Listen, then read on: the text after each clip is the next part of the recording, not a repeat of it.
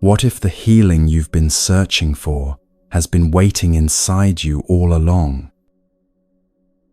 In the depths of an ancient forest, a young man discovered 8 secrets that transformed everything he knew about health, about suffering, about being alive. These aren't modern techniques.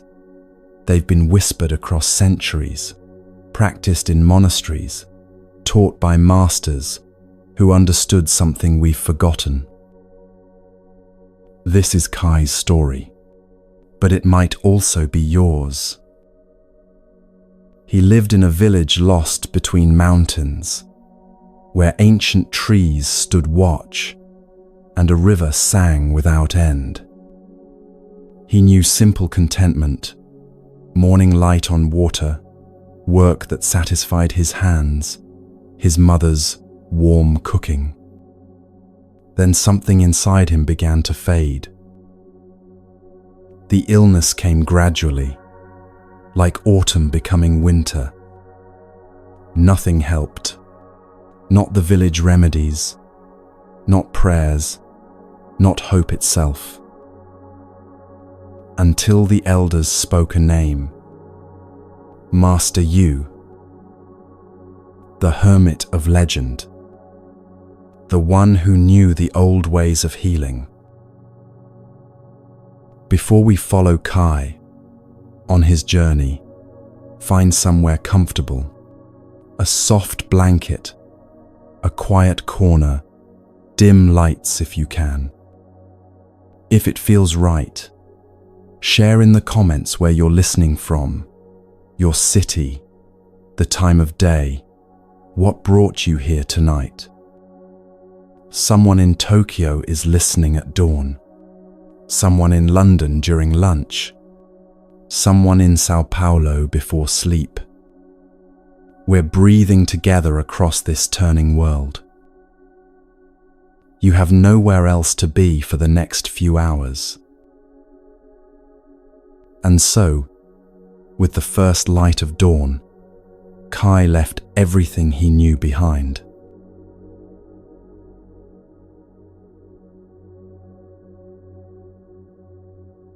Kai walked for days through forests that grew older with each mile. His body weakened. Each step became effort, each breath a small victory. At night beneath unfamiliar stars, doubt crept in. What if this Master Yu didn't exist? What if the elders had given him false hope? But the forest itself seemed to guide him. Ancient trees stood like silent watchers. Light filtered green and gold through leaves that had seen centuries pass. One fevered night, sheltering from rain in a shallow cave, Kai dreamed of a dragon circling above him, speaking in distant thunder, "Follow the hidden path." When he woke, he found symbols carved into stones, ancient markers, leading him higher into mountains, where air grew thin and his legs trembled with exhaustion. More than once he thought his body might give out on that nameless slope. Then, cresting a final ridge, he saw it. A small cabin among ancient pines, smoke rising from its chimney. Before he could knock, the door opened. An old man stood there, eyes deep as mountain lakes, white beard flowing, presence timeless and steady. "You've traveled far, young Kai," he said, voice warm as fire. "I am you. Come." Inside, Master Yu prepared tea. They sat in warm silence. "Healing is not something I give you," the old master said softly. "It's something you remember." That night, Kai slept deeply. At dawn, Master Yu waited in the garden. He gestured to a place among the plants and flowers. We begin with breath.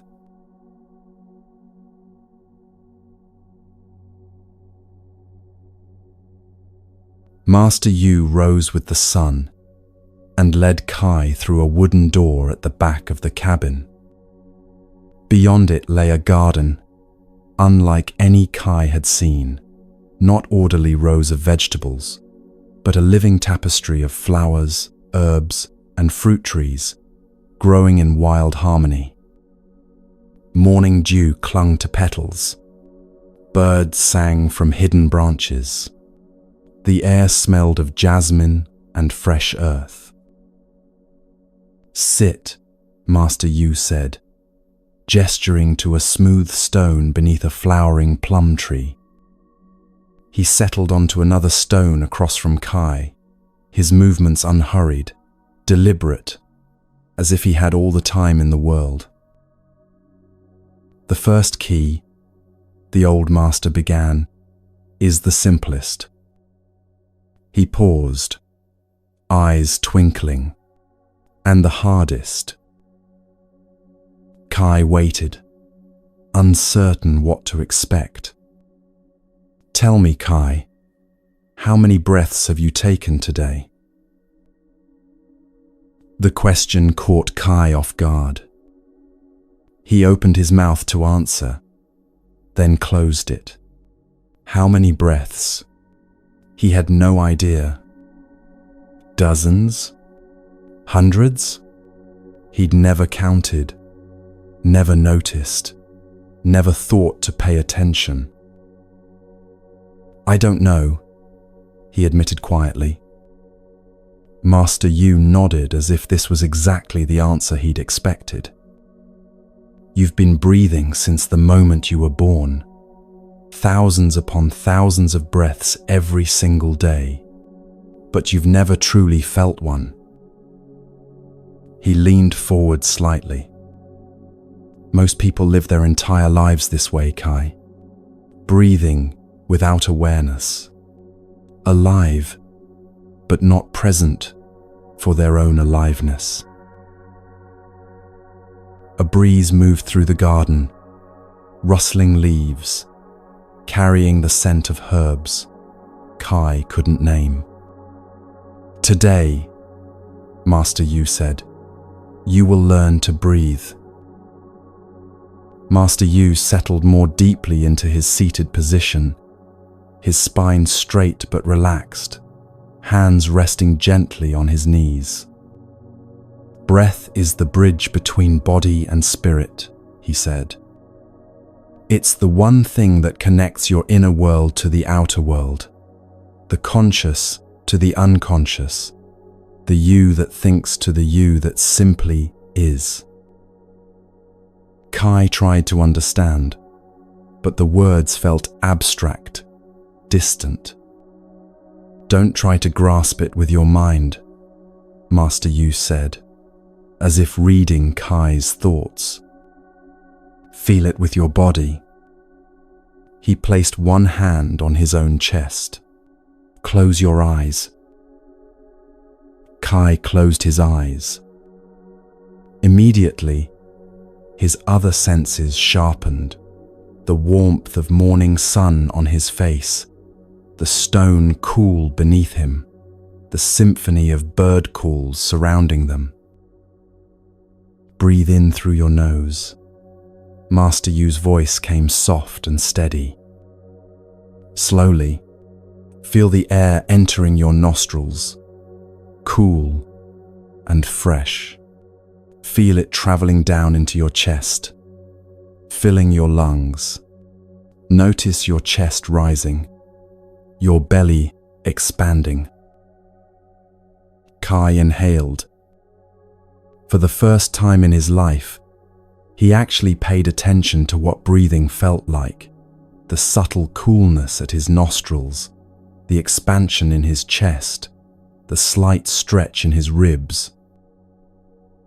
"Now release," Master Yu continued. "Slowly, Feel the air leaving your body, warm now, carrying with it what you no longer need. Feel your chest falling, your belly softening. Kai exhaled. The breath left him in a slow stream, and something inside seemed to release with it, a tension he hadn't known he was holding. Again, Master Yu said, and again. There's nothing to achieve here, Kai. Nothing to accomplish. Simply breathe and notice that you're breathing. Kai continued, inhale, exhale, inhale, exhale. At first it felt strange, this deliberate attention to something so automatic. His mind began to wander almost immediately. He thought about his village, his family, his illness. He wondered what he should cook for dinner, whether his mother was worried, how long he'd need to stay here. Then he caught himself. He'd lost track of his breathing entirely. Frustration rose in his chest. He couldn't even focus on breathing for more than a few moments. This simple thing, and already he was failing. Your mind wandered, Master Yu said gently, without opening his own eyes. This is natural. The mind is like a puppy, playful, curious, constantly distracted. It wanders because that's what minds do. He paused. The practice isn't to stop your mind from wandering. The practice is to notice when it wanders and to gently, without judgment, without frustration, bring your attention back to your breath. Each time you return, the old master continued, that is the practice. Not staying perfectly focused. Returning, again and again, 1,000 times if necessary. Each return is a victory, not a failure. Something in Kai softened at these words. He took another breath, deliberately, consciously.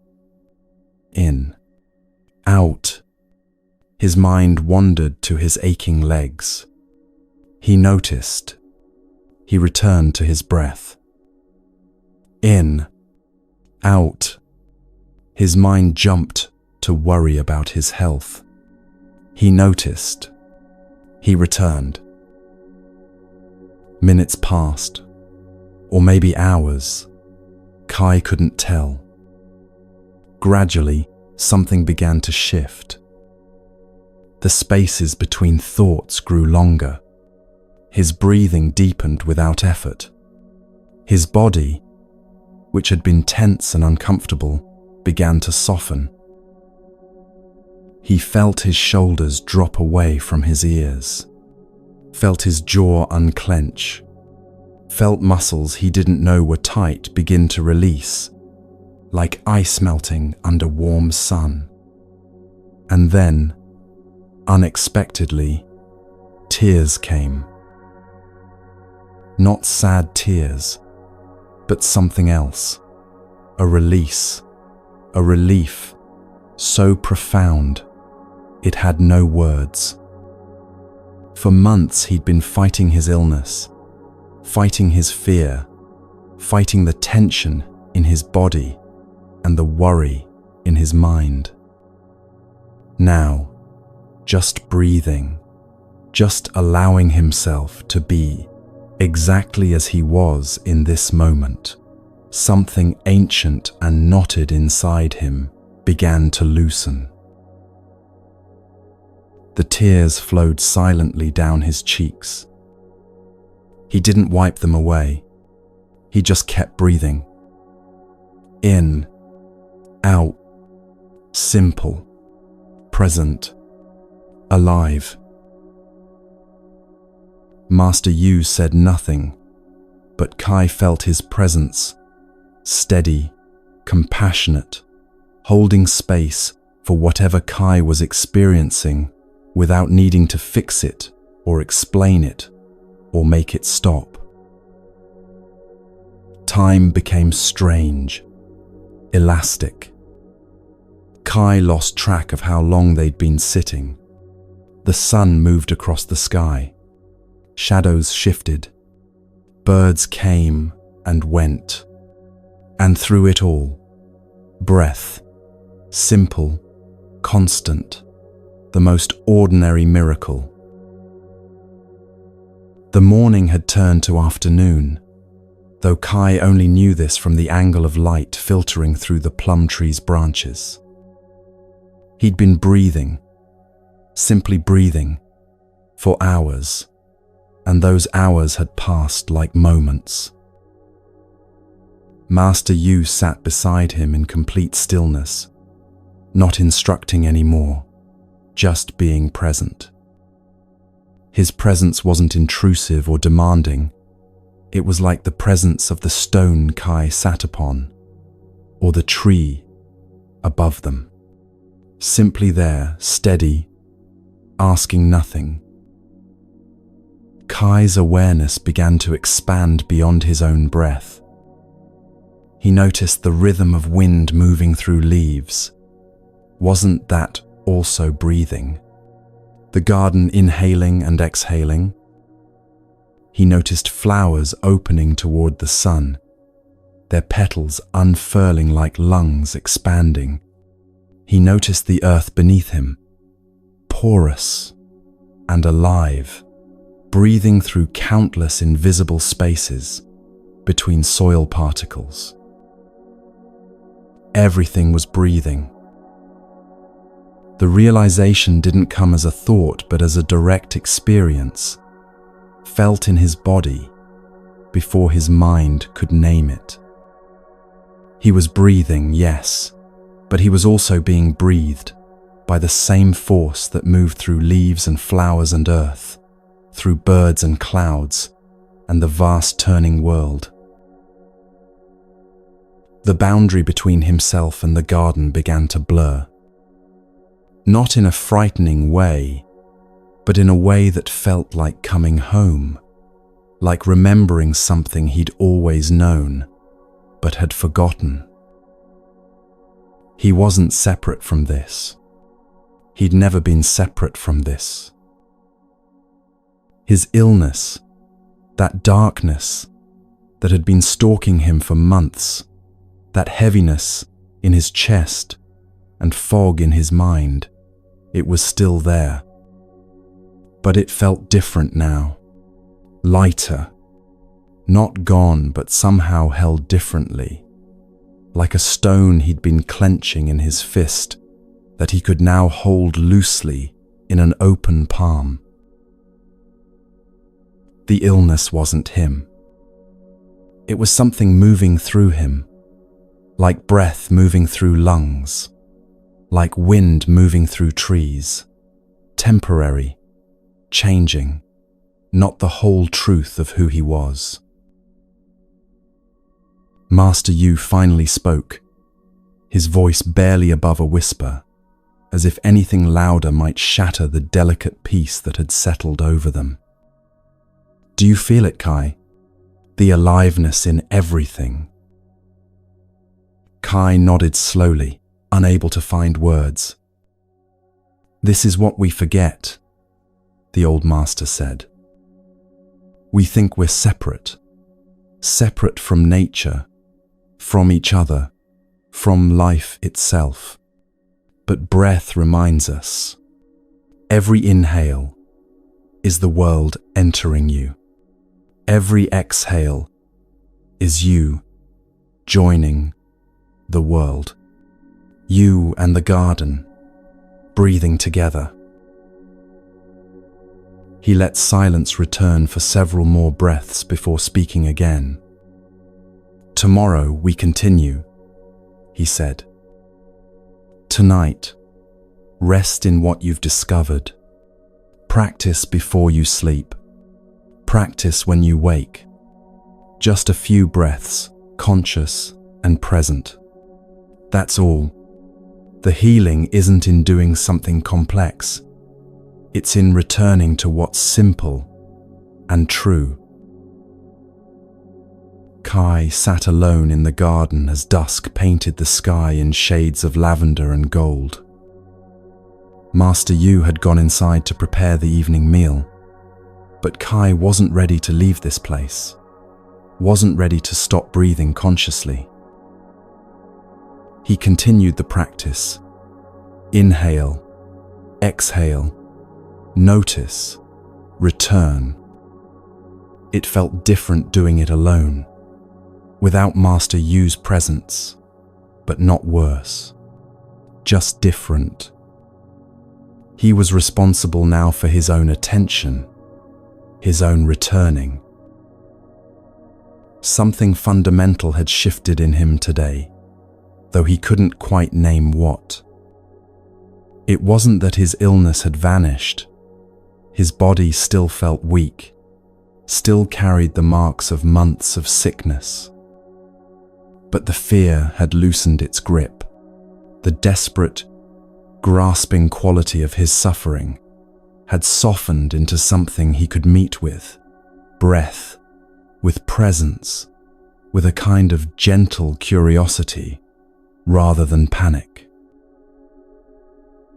When he finally went inside for dinner, the simple meal of rice and vegetables tasted more vivid than any feast he remembered.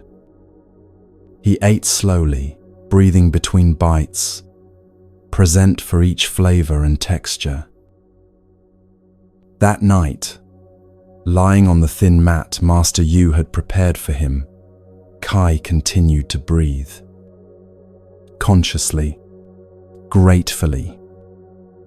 Sleep came easily for the first time in months, and his dreams were filled not with anxiety or fear, but with breath, flowing like water, constant as tide, the rhythm that connected him to everything alive. When he woke before dawn, he was already breathing. Conscious, present, and somehow, mysteriously, the healing had already begun.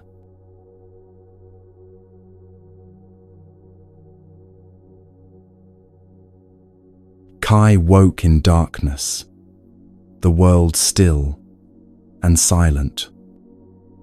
Something had pulled him from sleep, not a sound, but a feeling, a sense that the day was waiting. He rose quietly and stepped outside, into the pre-dawn chill. The garden lay in shadow, shapes barely visible in the last of the night. And there, beneath the plum tree, sat Master Yu, motionless as stone, his form outlined against the slowly lightening sky. Kai approached without speaking, without breaking the silence that felt sacred somehow. He settled onto his stone from yesterday and simply sat, watching the old master, watching the sky. Master Yu's eyes were closed, his breathing so subtle, Kai could barely detect it. He seemed part of the garden itself, rooted, patient, completely at ease with the stillness. They waited together as darkness thinned to grey, as grey softened to pearl, as the first edge of sun touched the eastern hills. Birds began their morning songs, tentative at first, then growing bold. Kai kept breathing as he'd learned yesterday, present for this slow birth of light. When the sun finally cleared the mountains and spilled gold across the garden, Master Yu opened his eyes. He looked at Kai with that deep, seeing gaze and smiled slightly. "You came without being called," he said. "Good. The practice is already teaching you to listen." He shifted his position slightly, settling more deeply into stillness. "Yesterday, breath," he said. "Today, mind." Kai waited, curious and slightly apprehensive. His mind had been his torment for months. The endless worry about his illness, the spiral of fears about death and failure, and all the things he couldn't control. How could sitting still possibly help that? "Your mind is like a pond," Master Yu began.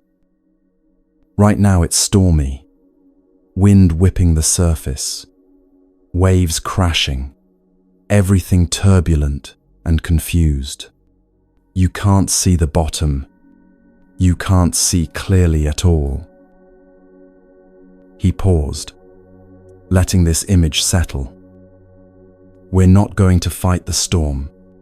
We're simply going to stop adding to it. We'll let it settle on its own." Kai frowned slightly. "How?" "By watching," Master Yu said simply. "Your thoughts are like clouds passing through the sky of your awareness. They come, they go. The sky doesn't grab them or push them away. It simply allows them to pass through. You can do the same." It sounded impossible. Kai's thoughts didn't feel like passing clouds. They felt like a swarm of bees, relentless and stinging. "Try," Master Yu said gently. "Close your eyes. Keep breathing as you did yesterday. But now, also notice your thoughts. Don't fight them. Don't try to empty your mind. That's impossible and unnecessary. Just watch." Kai closed his eyes, and immediately his mind erupted. Thoughts flooded in like water through a broken dam.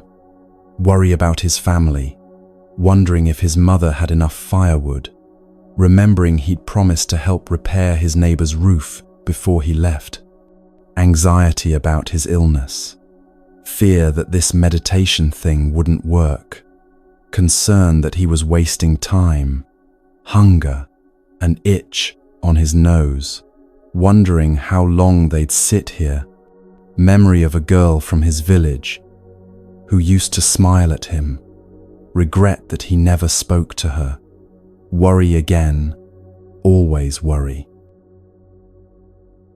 He tried to push the thoughts away, and they multiplied. He tried to focus only on breath, and his mind scattered in a dozen directions. Frustration rose hot in his chest. "You're fighting," Master Yu said quietly, without opening his eyes. "I can feel it from here. Stop fighting." "I can't," Kai said, opening his eyes in defeat. "There are too many thoughts. They won't stop." Master Yu opened his eyes and looked at Kai with infinite patience. "Let me tell you something," he said. "When the Buddha sat beneath the Bodhi tree seeking enlightenment, do you think his mind suddenly went quiet? Do you think all his thoughts simply vanished and left him in perfect peace?" Kai had always imagined exactly that, the Buddha sitting in serene emptiness. "No," Master Yu continued. "His mind was as loud as yours. Doubts came. You're wasting your time. This is foolish. You should give up. Fears came. You'll fail. You're not worthy. Memories came. Desires came. All of it. He leaned forward slightly. The difference is, he stopped arguing with them. He stopped trying to make them go away. He simply sat and watched them arise and pass, like waves on the ocean. Thoughts aren't the enemy, Kai, he said softly. Attachment to them is. When you grab a thought and hold it, turn it over and over, believe it's the absolute truth, that's when you suffer. But when you let thoughts move through you like wind through trees, they have no power to harm. Kai took a slow breath, trying to absorb this. Try again, Master Yu said. But this time, when a thought appears, just notice it. Name it if that helps. Worry, planning, memory. Then, let it go and return to your breath. Thought appears, you notice. It passes. Again and again. That's the whole practice. Kai closed his eyes once more. A thought arose. This won't work. He noticed it. Doubt. He named it silently. And instead of arguing with it or believing it, he let it drift past and returned to his breath. Another thought, I'm hungry. He noticed. Sensation. It passed. Breath. Another, what if I'm dying? This one had more grip. Fear flooded his body. His chest tightened. But he noticed this too. Noticed the fear. Noticed the tightness. And instead of diving into the story of death and loss, he simply acknowledged fear and returned to breath. The thought didn't disappear. It circled back, tried again to catch his attention. But each time, he noticed and returned, noticed and returned.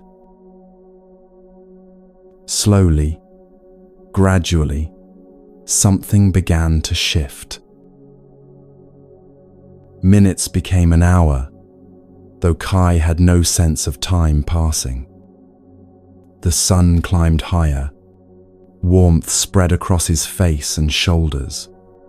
Master Yu sat beside him, a steady presence, asking nothing.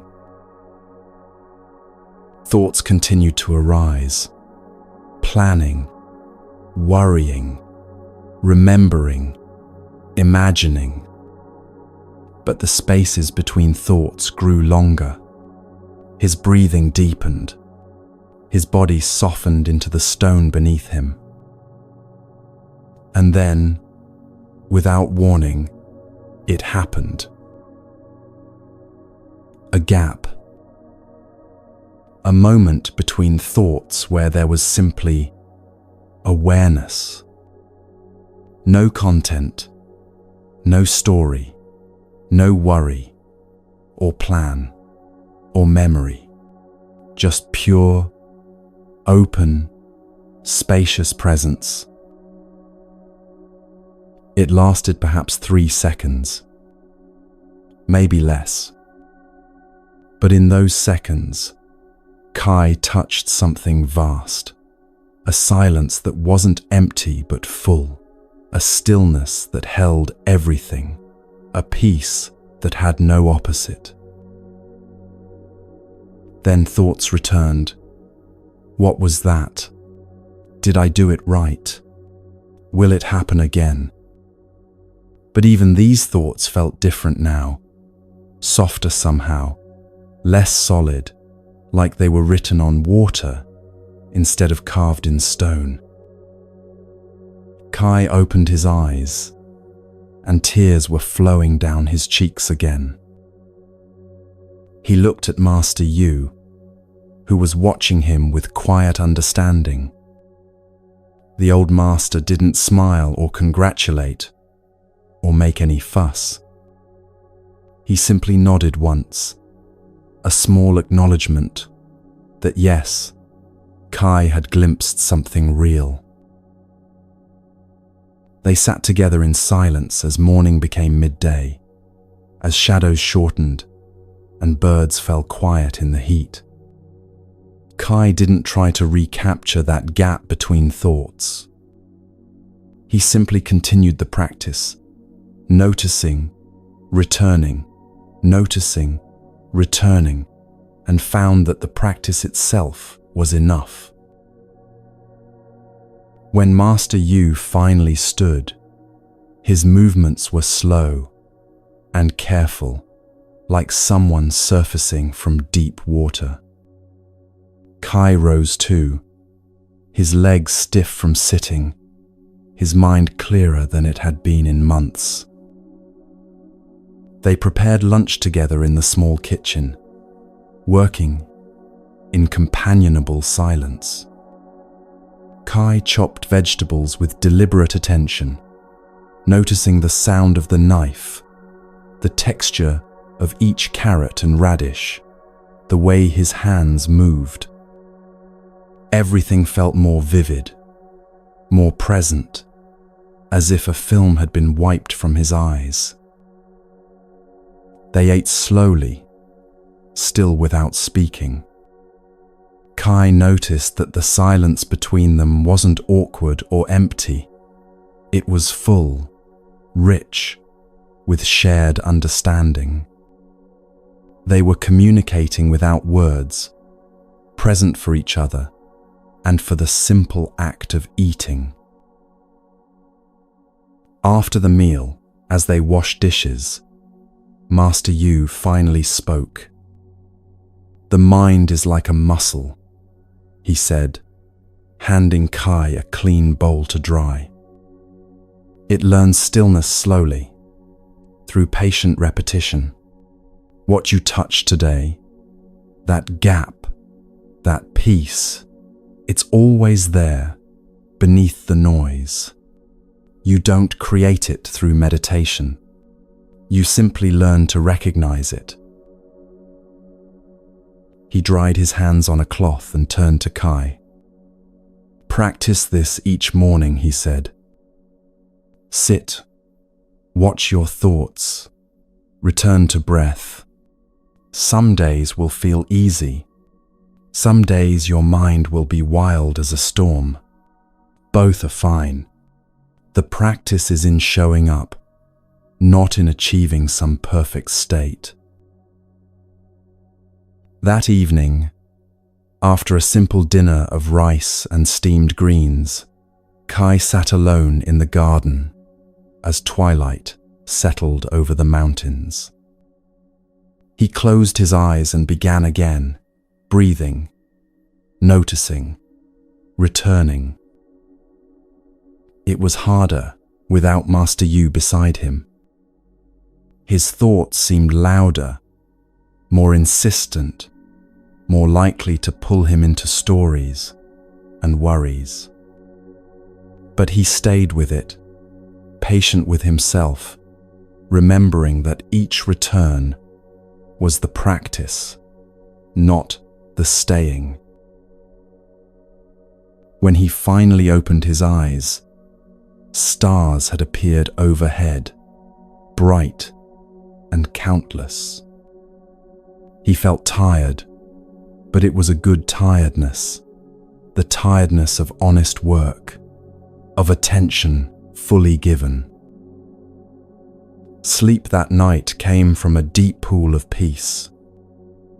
His dreams were quiet, spacious, and when he woke before dawn the next morning, his first thought was simple and clear.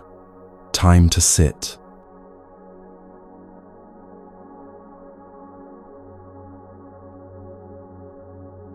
On the third morning, after sitting meditation, as the sun rose over the mountains, Kai's stomach growled loudly enough that Master Yu heard it from across the garden.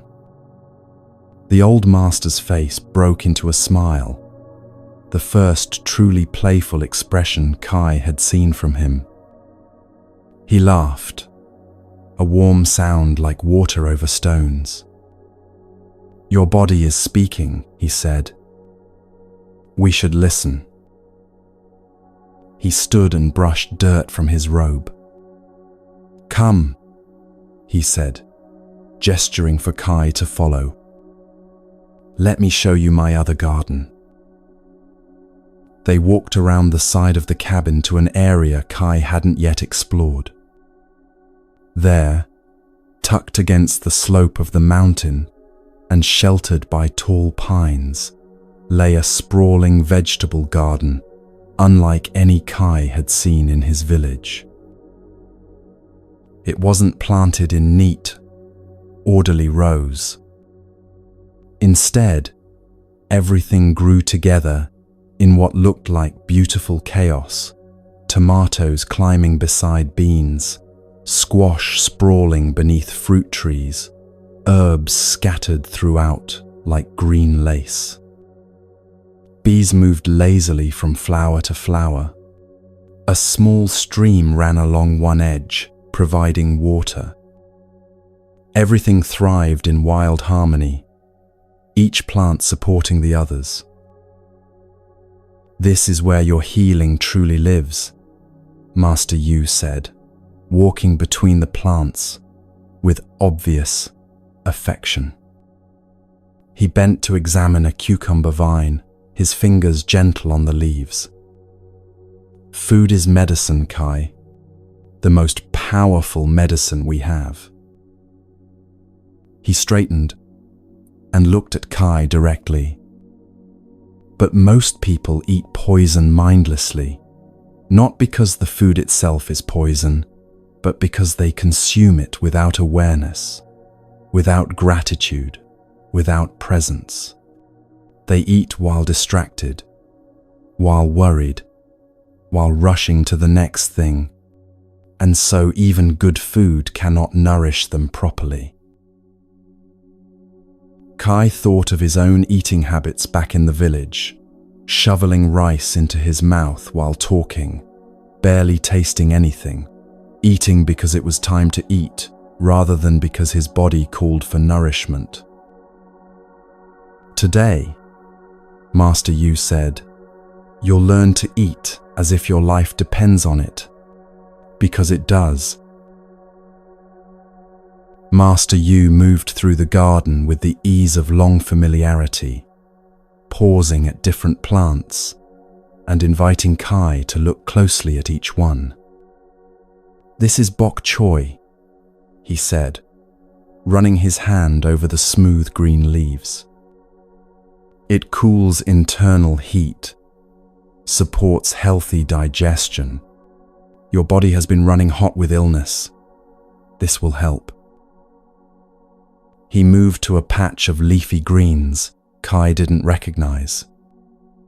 Mizuna, peppery, alive. It clears the mind, brings chi upward, good for sluggishness, for depression. They walked to where carrots pushed their feathery tops above the soil. "Root vegetables ground you," Master Yu explained. "When your mind is scattered, when worry lifts you away from your body, roots bring you back to earth." He showed Kai ginger, explaining its warming properties, its ability to kindle digestive fire. He pointed out herbs: cilantro for cooling, basil for joy, mint for clarity. Each plant was a teacher. Each had gifts to offer. "We'll gather what calls to you," Master Yu said. "Listen to your body. It knows what it needs." They began to harvest, but Master Yu turned it into ceremony. Before picking anything, he paused, placed his hand on the plant, and spoke softly. "Thank you for your gift," he murmured to a tomato plant, heavy with red fruit. "You grew in sunshine and rain, and now you offer yourself to nourish us. We receive you with gratitude." At first, Kai felt awkward doing this. Talking to vegetables seemed strange. But Master Yu's sincerity was unmistakable, and gradually, Kai found himself meaning the words. "Thank you. I see you. I'm grateful." Something shifted in the act of harvesting this way. The vegetables stopped being mere objects and became life offering itself to life. Each tomato had grown from a tiny seed, had reached toward the sun, had drunk rain, and transformed it into this red sweetness. Each carrot had pushed down through dark soil, seeking nutrients, becoming nourishment itself. They carried their harvest to the kitchen in woven baskets, bok choy and carrots, tomatoes and ginger, fresh herbs that filled the air with their sharp green scent. Master Yu worked slowly, deliberately, transforming food preparation into a meditation of its own. He filled a wide bowl with cool water and placed the vegetables in it. "Watch," he said to Kai. "Feel the water on your hands, the texture of each leaf and root.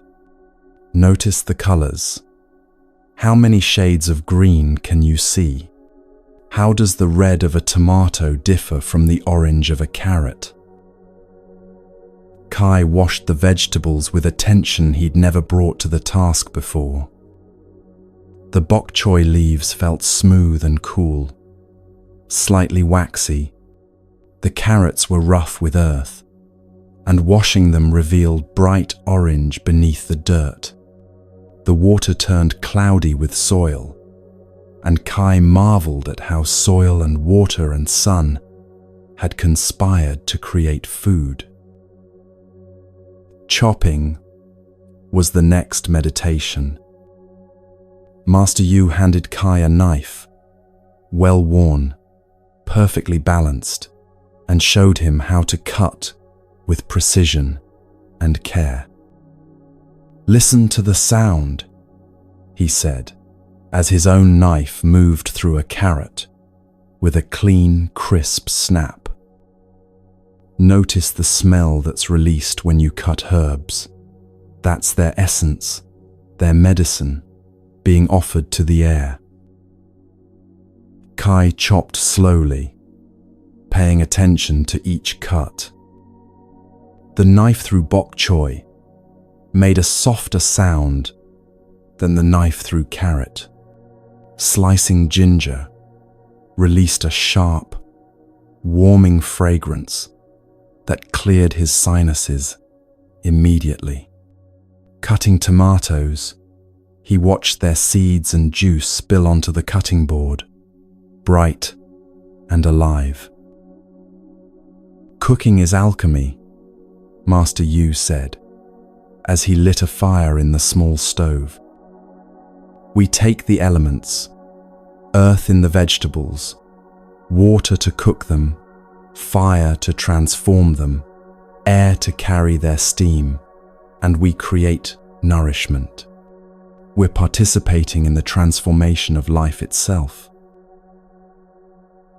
They cooked together, adding vegetables to heated oil, listening to the sizzle, watching colors change as heat worked its magic. Green deepened, orange brightened. Aromas filled the small kitchen, ginger's warmth, garlic's pungency, the earthy smell of cooking greens. Master Yu stirred the pot with deliberate slowness. "No rush," he said. "Food prepared in haste carries that energy. Food prepared with presence and care carries that energy too. You'll taste the difference." As they cooked, Master Yu spoke quietly, almost as if thinking aloud. "The Buddha taught that when you eat the whole universe," he said. "Think about this carrot. It held sunshine, the energy of the sun transformed into vegetable form. It held rain, which came from oceans, which evaporated into clouds, which fell as water. It held soil, which was made from rocks broken down over millions of years, from leaves that fell and decomposed, from countless lives lived and returned to earth. It held the care of the gardener, me, in this case, who planted and watered and tended." He paused, stirring. "When you eat this carrot, you receive all of that. Sun, rain, earth, time, care. The whole universe in one bite." Kai looked at the food cooking in the pot with new eyes. It wasn't just vegetables anymore. It was a story, a history, a gift from the living world. When the food was ready, Master Yu ladled it into 2 simple ceramic bowls. Steam rose, carrying with it all the fragrances of their cooking. They carried the bowls outside to a small wooden table beneath the eaves of the cabin, where they could look out over the garden and the mountains beyond. They sat facing each other, bowls before them, and Master Yu did something that surprised Kai. He simply sat, hands resting gently on either side of his bowl, eyes closed, not moving to eat. Kai waited, uncertain. After a long moment, Master Yu spoke, his voice soft and reverent. "We pause to acknowledge what we're about to receive," he said. "Not praying to a god or deity, but simply expressing gratitude to life itself, to soil and sun and rain, to the plants that gave themselves, to the hands that prepared this meal, to our bodies that will receive and transform this nourishment." He opened his eyes and looked at Kai. "Gratitude isn't just politeness," he said. "It's a way of truly seeing, of recognizing the web of connections that makes each meal possible. When you eat with gratitude, your body receives the food differently, more fully, more openly." They sat for another breath in silence, and Kai felt something he'd never felt before a meal, a sense of ceremony, of significance, of receiving something precious rather than simply consuming fuel. Then Master Yu lifted his chopsticks and took the first bite. Kai did the same, bringing a piece of bok choy to his mouth. And for perhaps the first time in his life, he actually tasted his food. Not just flavor, but everything, the slight bitterness of the green, the sweetness beneath it, the tender texture against his tongue, the warmth spreading through his mouth. He chewed slowly, as Master Yu was doing, and noticed how the flavors changed as he chewed, how the ginger's heat built gradually, how the vegetables released their juices, how his saliva mixed with the food and began the process of digestion right there in his mouth. "Your digestion begins here," Master Yu said quietly, as if reading Kai's observations. "In the mouth, when you chew thoroughly, when you taste fully, you're already beginning to break down the food, to receive its nourishment. But when you swallow too quickly, barely chewing, you overwhelm your stomach and miss half the gift." They ate in silence after that, but it wasn't an uncomfortable silence. It was full, rich, companionable. Kai focused entirely on the experience of eating, each bite its own small universe of sensation and flavor. He noticed things he'd never noticed before. How his body responded to different foods. The carrot felt grounding, satisfying in a deep way. The ginger brought warmth to his belly, seemed to wake something up inside him. The greens felt clean, clearing, like they were washing through his system with gentle efficiency. "Notice your body receiving this," Master Yu said softly, between bites. "Feel how it responds. Your body has wisdom. It knows what it needs. When you eat with awareness, you can hear its guidance." And Kai could feel it. Some foods his body seemed to reach toward eagerly, while others it accepted more neutrally. Not because some foods were better than others, but because his body's needs were specific, changing, individual. The meal lasted perhaps 20 minutes, though Kai couldn't be sure. Time felt different when eating this way, expanded, present, unhurried.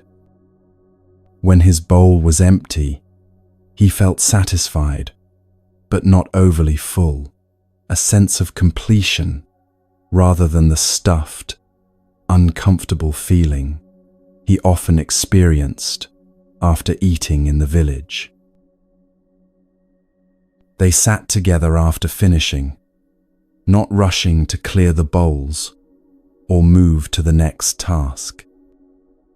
Just sitting, digesting, present for the aftermath of nourishment. "There's a difference," Master Yu finally said, "between fullness and satisfaction. Fullness is physical, your stomach stretched, uncomfortable.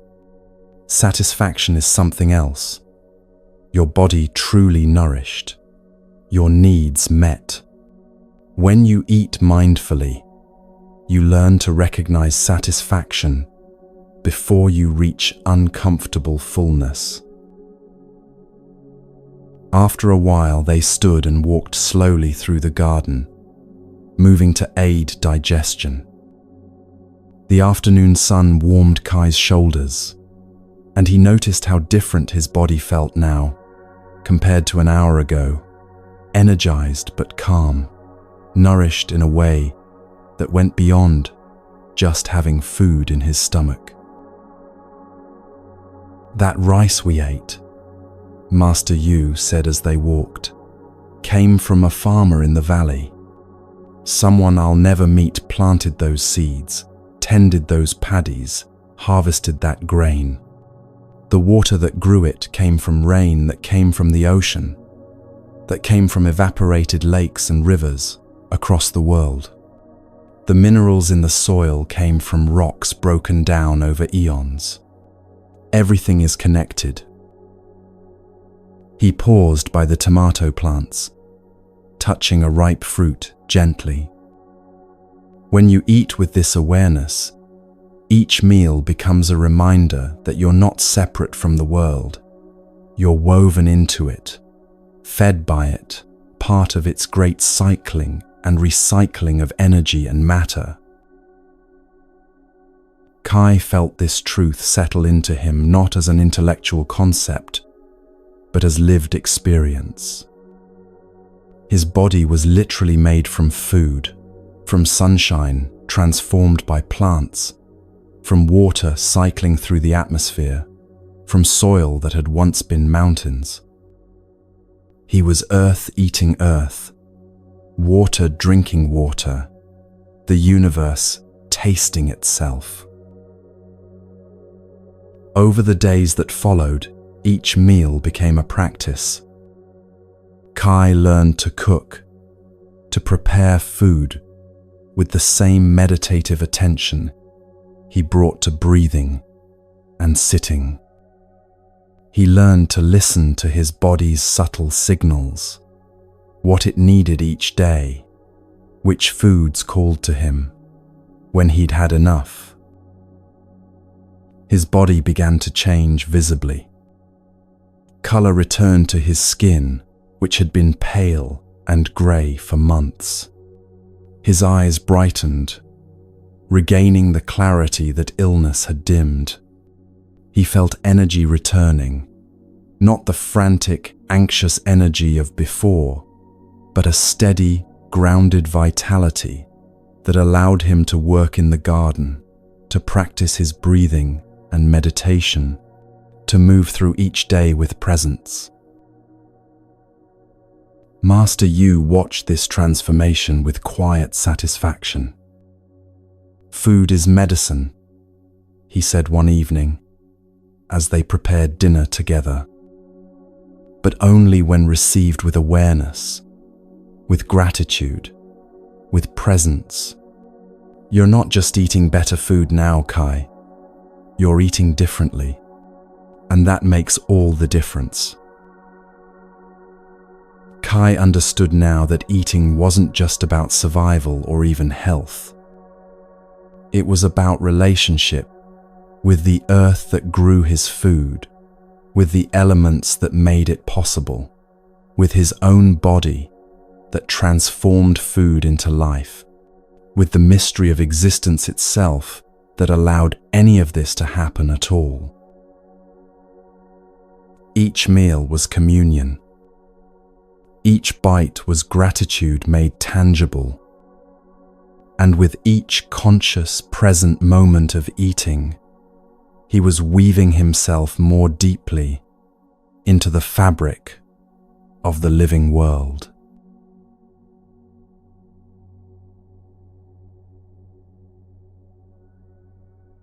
On the 7th morning, after their meditation and breakfast, Master Yu stood and said simply, "Today we walk." He gathered nothing, no bag, no supplies, just gestured for Kai to follow and set off into the forest behind the cabin. Kai fell into step behind him, curious about where they were going, what new teaching awaited.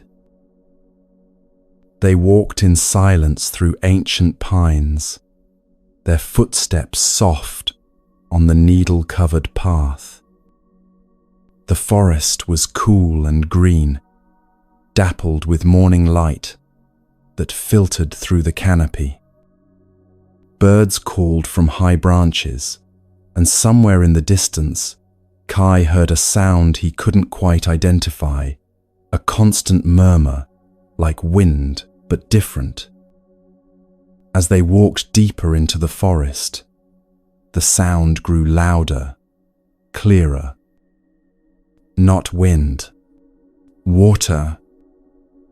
The path began to slope downward, and the trees opened into a small clearing.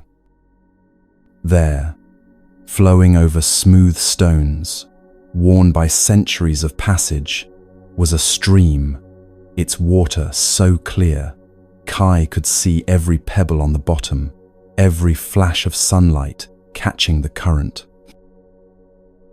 Master Yu led him to a flat rock at the water's edge and sat, patting the space beside him. Kai settled onto the sun-warmed stone, and together they sat in silence, watching the water flow. The stream moved constantly, endlessly, its voice a gentle conversation with itself, babbling over rocks, murmuring through deeper pools, singing where it cascaded over a small drop a few feet downstream. Sunlight danced on its surface, creating patterns of light and shadow that shifted moment by moment. Kai found himself mesmerized by the movement, by the simple fact of water being water, flowing, persistent, alive. They sat for a long time, just watching, just listening. Master Yu seemed in no hurry to speak or teach, content simply to be present with the water. And Kai, learning from the old master's patience, settled into the silence and let the stream teach him through observation alone. Finally, Master Yu spoke, his voice soft beneath the water's song. What does water teach? Kai watched the stream, considering. He saw water encountering a large stone in its path. The current divided, flowed around both sides, and rejoined seamlessly on the other side. No struggle, no complaint, no stopping, just adaptation. It finds a way, Kai said slowly. It doesn't fight obstacles, it flows around them. Master Yu nodded. Yes, water is soft, yielding. You can't grasp it, can't hold it in your fist. But this soft, yielding substance carves stone, shapes mountains, reshapes the entire face of the earth. He picked up a smooth river stone and held it in his palm. This stone was once sharp and rough. The water wore it smooth, not through force, but through patience, through persistent gentle contact over time. He set the stone back down. Water doesn't fight, he continued. It doesn't force. It doesn't insist on one particular path.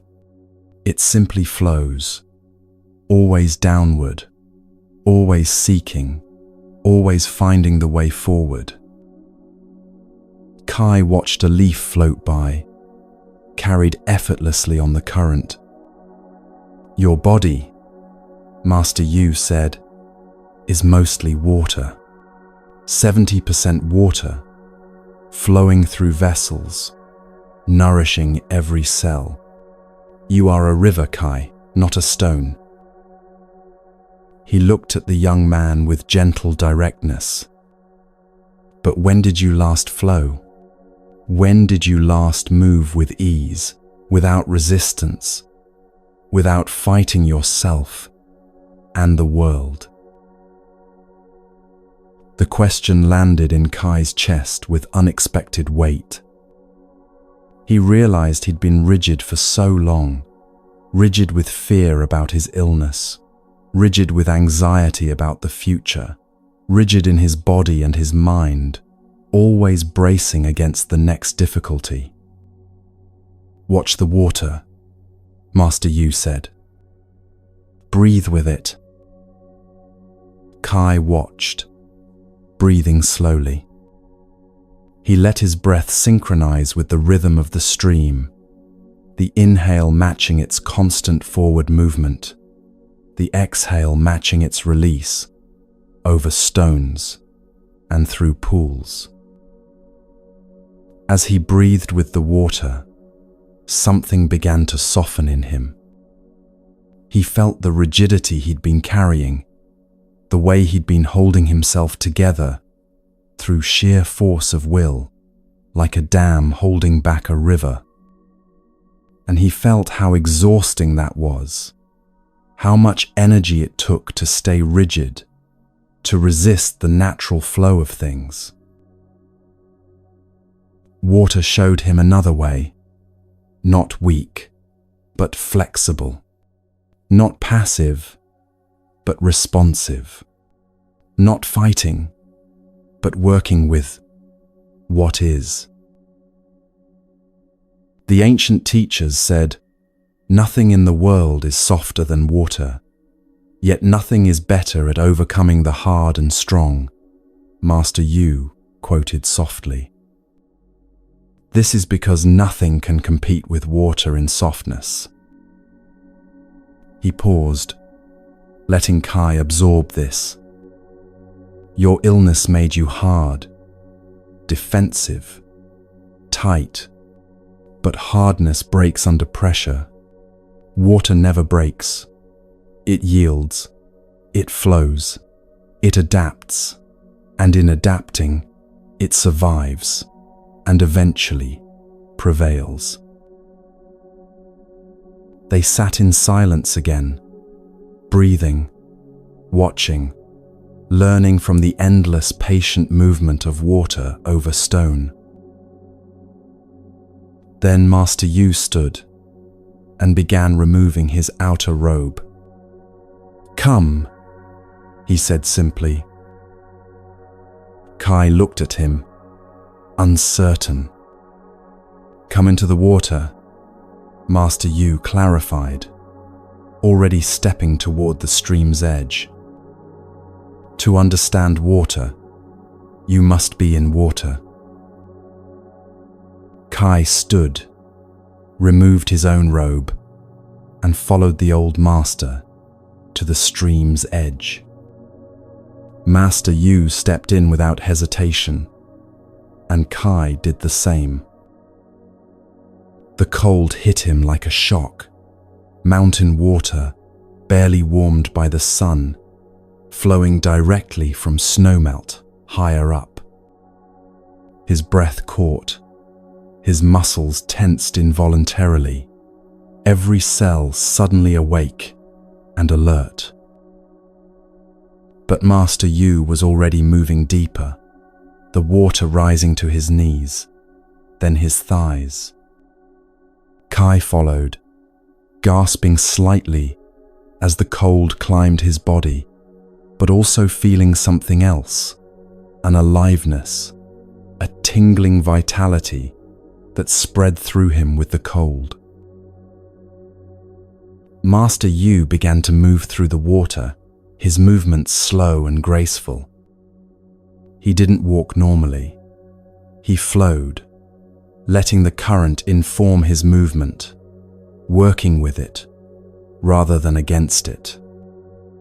His arms moved in sweeping arcs, his body swayed gently, and he looked like he was dancing with the stream itself.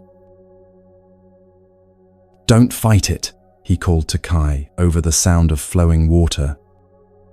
"Feel the current. Let it guide you. Move with it, not against it." Kai tried to imitate the old master's movements. At first, he felt clumsy, self-conscious. He tried to stand firm against the current, and it pushed at him insistently. He tried to move quickly, and the water resisted, made every movement effortful. "Stop trying," Master Yu said, moving near him. "Let the water move you." Kai took a breath and softened his stance. He let his knees bend, let his body sway slightly in the current. And immediately the water shifted from adversary to ally, holding him, supporting him, showing him where to move. He lifted one foot and let the current help direct where it landed. He moved an arm and the water shaped the movement, made it rounder, more flowing. Slowly, he began to understand. The water wasn't trying to knock him down or resist him.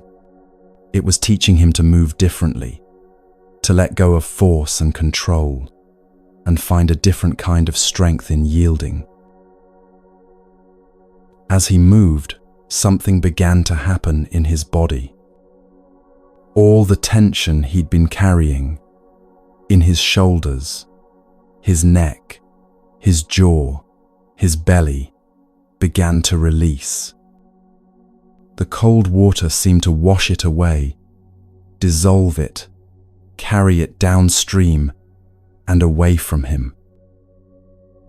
He moved his arms through the water in slow circles, feeling resistance, but also support.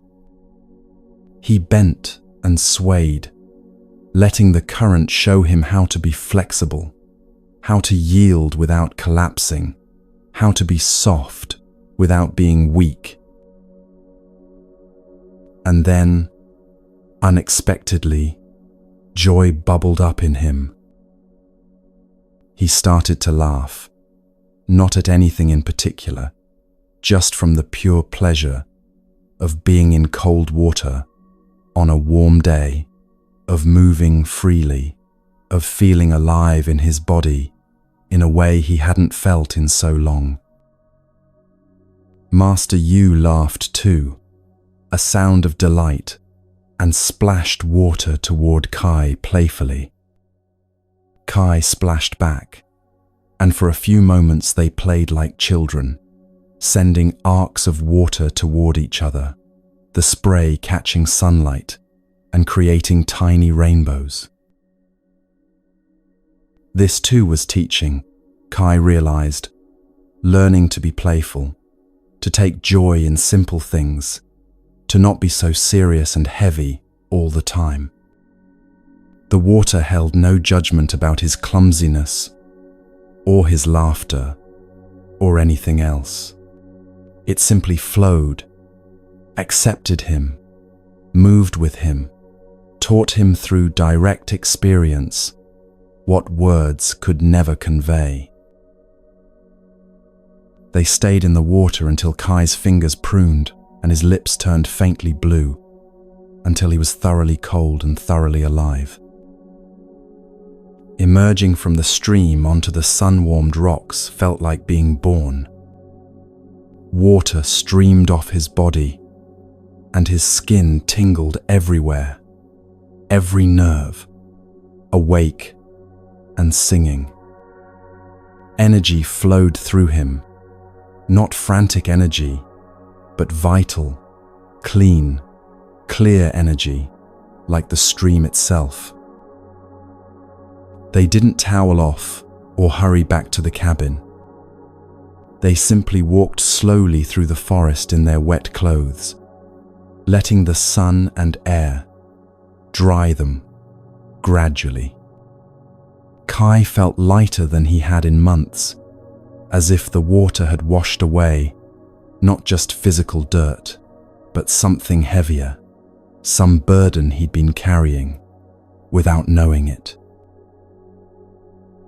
By the time they reached the cabin, their clothes were nearly dry, and Kai felt clean in a way that went deeper than skin.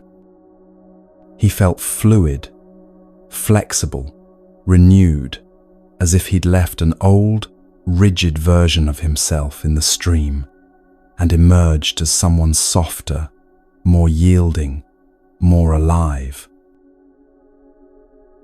That evening, as they prepared dinner, Master Yu poured Kai a cup of cool water from the clay pitcher they kept in the cabin. Kai took it, but instead of drinking it quickly and thoughtlessly as he would have done before, he paused. He held the cup in both hands, looked at the clear water, and felt gratitude for this simple, essential element. He drank slowly, tasting the water, its coolness, its subtle mineral flavor, the way it felt flowing down his throat and spreading through his body. It was the same water he'd drunk all his life, but he'd never really tasted it before, never really appreciated it. "Water purifies," Master Yu said quietly, watching Kai drink with such presence. "Water heals. Water teaches." He poured himself a cup and raised it slightly, as if in a toast. "Remember this, Kai. You are water. When life gets hard, remember to flow. When obstacles appear, remember to yield and adapt. When you feel rigid and tight, remember the stream. This is not weakness. This is the way water shapes the world." Kai nodded, understanding now, not just with his mind, but with his body, which still carried the memory of cold water and flowing movement. That night, he fell asleep easily, his body relaxed and fluid, and he dreamed of streams flowing endlessly toward the sea, of water cycling from ocean to cloud, to rain, to river, and back again, of himself as part of that ancient pattern, flowing, changing, returning, always moving, never stuck, always finding the way forward.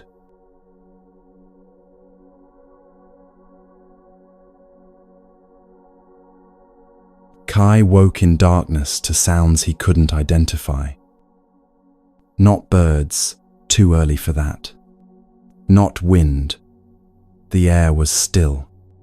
Something else, rhythmic and deliberate, coming from outside the cabin. He rose quietly and moved to the small window that looked out over the clearing.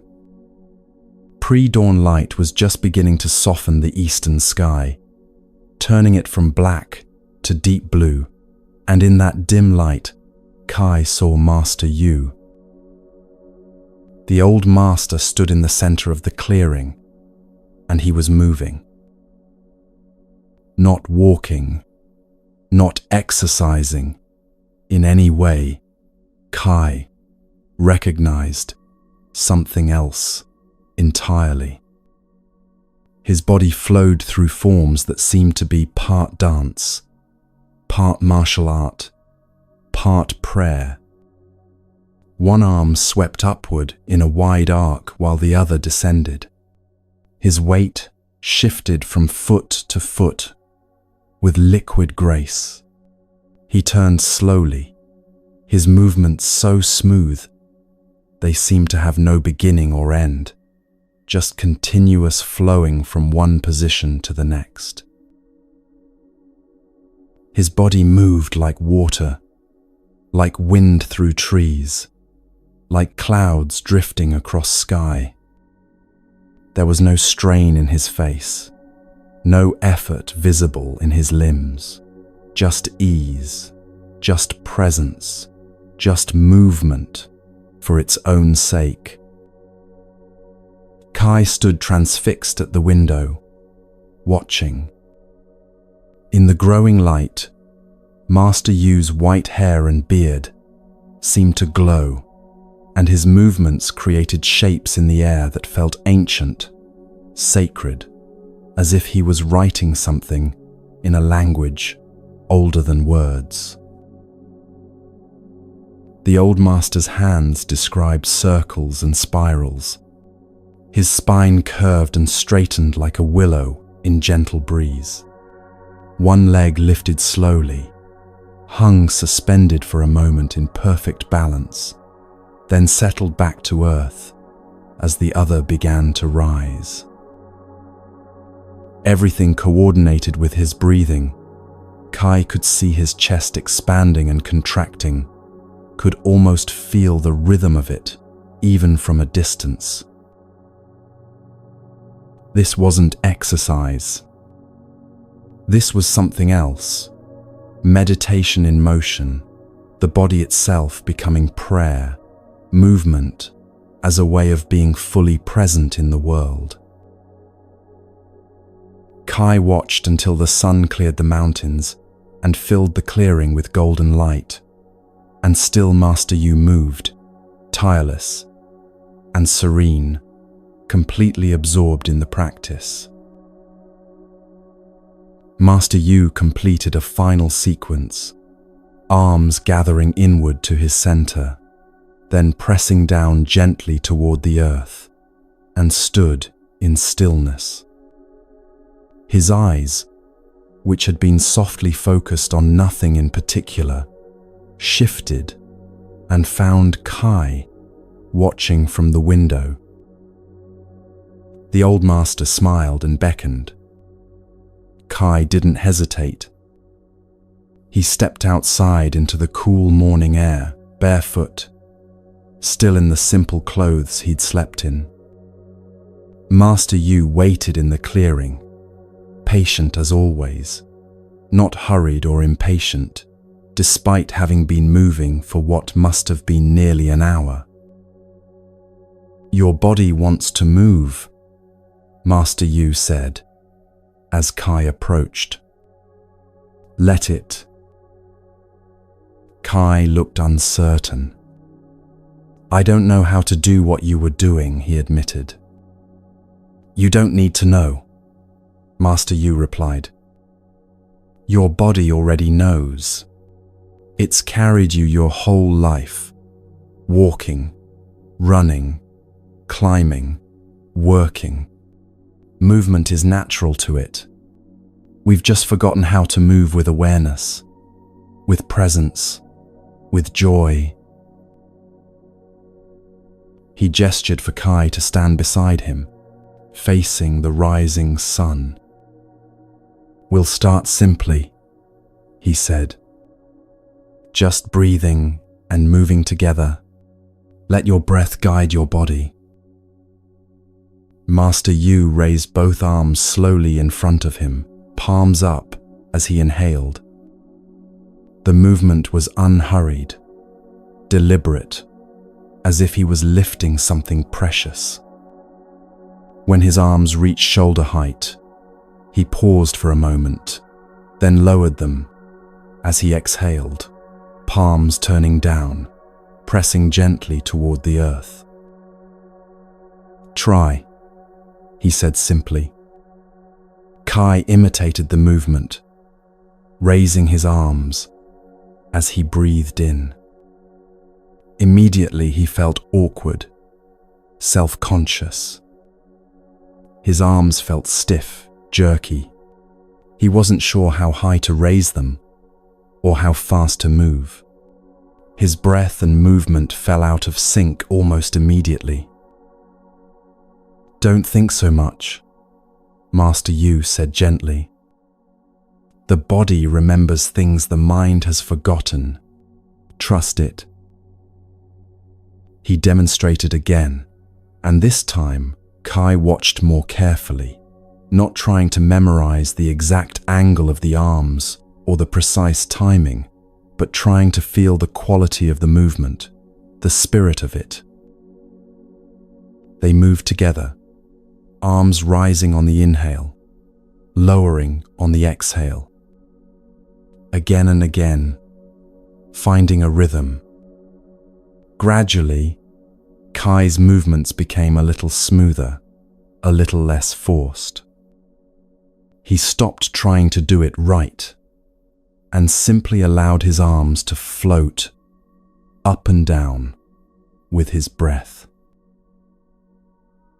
"Each movement has meaning," Master Yu said, as they continued. Rising arms, opening to receive what the world offers. Lowering arms, releasing what you no longer need, returning it to the earth. He shifted to a new movement, his arms sweeping out to the sides and gathering back to his center. Opening, expanding your awareness, embracing all things, closing, drawing inward, finding your center, gathering your energy. Kai followed, and with each movement, he began to feel something awakening in his body. Muscles he'd barely used during his illness began to remember their purpose. His shoulders, which had been hunched and tight for months, began to open. His spine, which had curved forward in protective collapse, began to lengthen and straighten. Master Yu taught him to shift his weight from leg to leg, to feel his connection with the ground beneath him. He showed him how to turn his waist, how to let that turning move through his whole body like a wave. He demonstrated reaching and pulling, expanding and contracting, rising and sinking, all coordinated with breath, all done with awareness and presence. The Buddha walked, Master Yu said between movements. He walked for miles through the countryside, teaching. Each step was a meditation. He knew that the body is not separate from the mind. When the body moves with awareness, the mind settles. When the body is healthy and vital, the spirit can flourish. He paused in a standing position, arms at his sides. Your body is meant to move, Kai, not to sit and decay, not to be ignored or pushed beyond its limits, but to move freely, joyfully, with purpose and presence. They practiced until the sun was well above the mountains, and Kai's body was warm despite the cool morning air. His muscles trembled slightly, not from exhaustion, but from being asked to work in new ways, to hold positions they weren't accustomed to holding. But there was no pain, only a pleasant sensation of effort, of life, moving through him. When Master Yu finally stopped and stood in stillness, Kai did the same. His heart beat steadily, his breath flowed deep and easy, and his body hummed with a vitality he hadn't felt in so long. He'd almost forgotten what it was like to feel truly alive in his physical form. The days that followed fell into a new rhythm. Each morning, before the sun rose, Kai joined Master Yu in the clearing. They moved through the forms together, sometimes in silence, sometimes with Master Yu offering gentle corrections or explanations, but always with presence, always with breath. At first, Kai had to think about every movement, had to remind himself constantly to breathe, to relax his shoulders, to soften his knees. The forms felt foreign, complicated, impossible to remember. But slowly, something shifted. The movements became familiar, then natural. His body began to remember the sequences without his mind having to direct every detail. He found that when he stopped thinking so hard, when he let his mind quiet and simply trusted his body, the movements flowed by themselves. It was like the water in the stream. When he tried to force the movement or control it too tightly, everything became stiff and awkward. But when he relaxed and allowed his body to move as it wanted to move, guided by breath and by the memory building in his muscles, everything became effortless. Kai began to notice changes in his body. Strength was returning, not the bulky, tense strength of someone trying to force their way through the world, but a supple, flexible strength that came from the core and radiated outward. His balance improved. His coordination sharpened. Movements that had seemed impossible in the first days became easy, then graceful. But more than strength, he was finding grace, a quality of movement that felt almost like flight, like his body was becoming lighter, more responsive, more alive. The illness that had weighed him down for so long was losing its grip. Not all at once, not dramatically, but steadily, like water wearing away stone, like dawn dissolving darkness. His body was reclaiming itself, remembering its natural state of health and vitality. One morning, perhaps 2 weeks after he'd started the practice, Kai arrived at the clearing before Master Yu.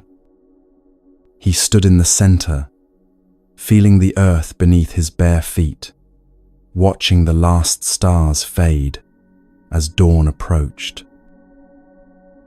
He began to move. Not because Master Yu had told him to, not because he was trying to get it right, but simply because his body wanted to move, needed to move, the way a bird needs to sing or a river needs to flow. He moved through the entire sequence they'd been practicing, arms rising and falling, weight shifting, spine turning, legs lifting and settling, every movement coordinated with breath. And for the first time, there was no thinking, no trying, no effort. Just movement happening through him, his body expressing itself, present and alive and whole. He finished the sequence and stood in stillness, breathing, his heart full. When he opened his eyes, Master Yu was standing at the edge of the clearing, watching. The old master was smiling, not a small, polite smile, but a full, genuine smile of deep satisfaction. "Now you understand," Master Yu said quietly. "You've stopped doing the movements. You've become the movements. This is what we're seeking. Not performance, not perfection, but presence. Complete presence in the body, in the breath, in this moment." Kai felt tears rising again. These practices seemed to open something in him that had been locked tight for years, and tears came easily now, releasing old sorrows and old joys alike. "Thank you," he said simply. Master Yu shook his head. "I taught you nothing," he said. "I only reminded you of what you already knew, that you are a body, that this body is meant to move, that movement is a form of prayer and celebration and healing all at once."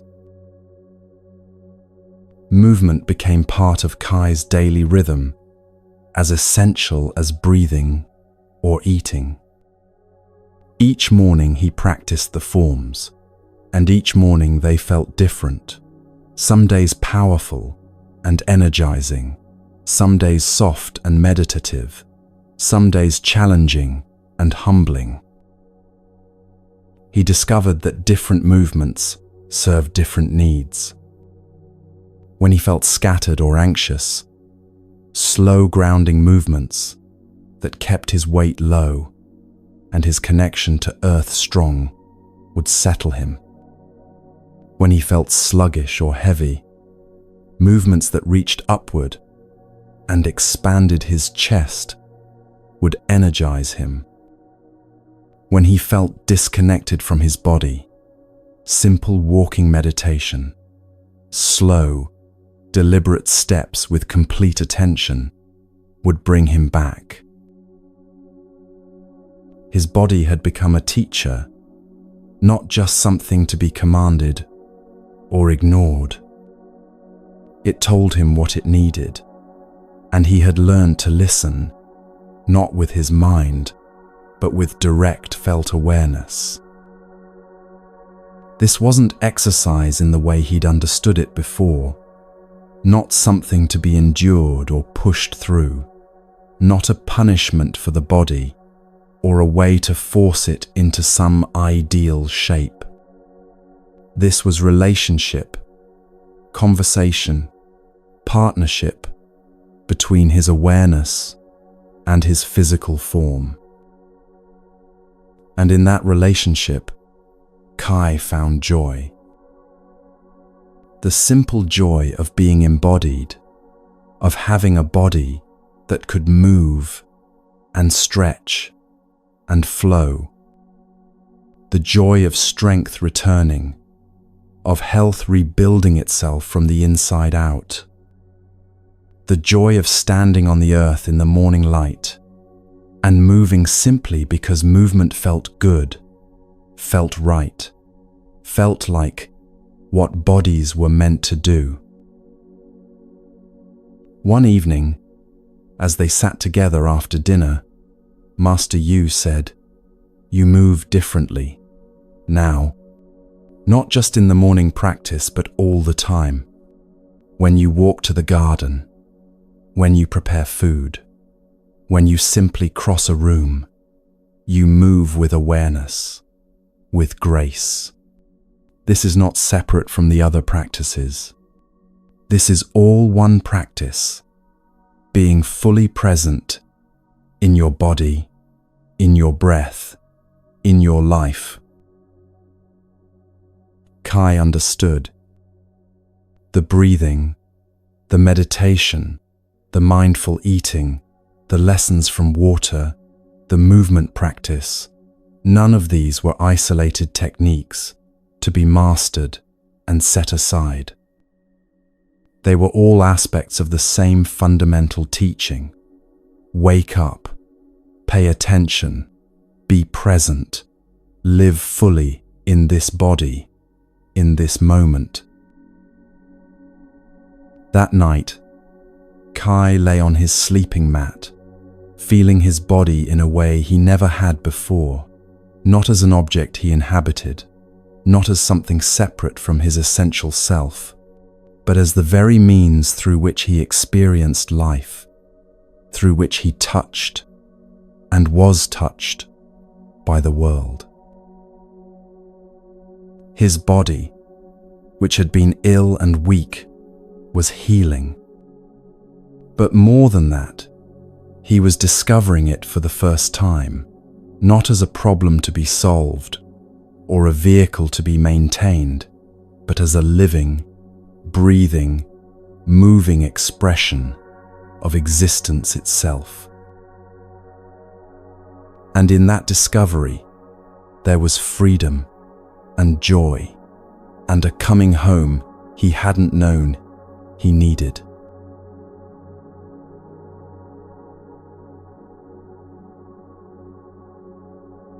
After 3 weeks at Master Yu's cabin, Kai had settled into a rhythm of practice, breathing at dawn, meditation, mindful eating, movement in the clearing. His body had grown stronger, his mind clearer, but there was still a subtle, lingering weakness, a shadow of the illness that had brought him here. One morning, after their movement practice, Master Yu turned to him with a thoughtful expression. "There's another garden I haven't shown you," he said. Kai looked surprised.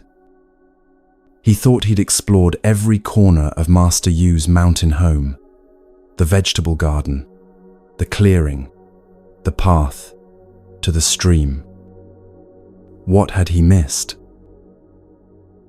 Master Yu led him around the far side of the cabin, where a narrow path Kai had assumed was just a deer trail wound between moss-covered boulders and ancient pines.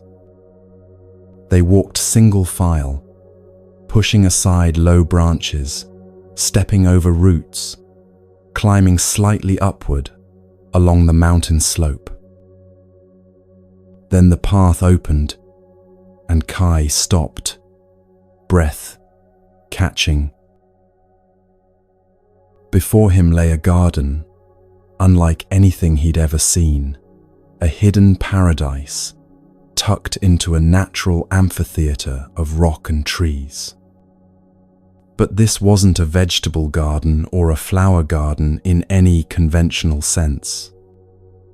This was wilder, more mysterious, almost overwhelming in its diversity and intensity. Plants of every description grew in carefully tended profusion: tall stalks with purple flowers, low-growing herbs with silver leaves, vines climbing up supports, roots visible where the soil had been deliberately exposed.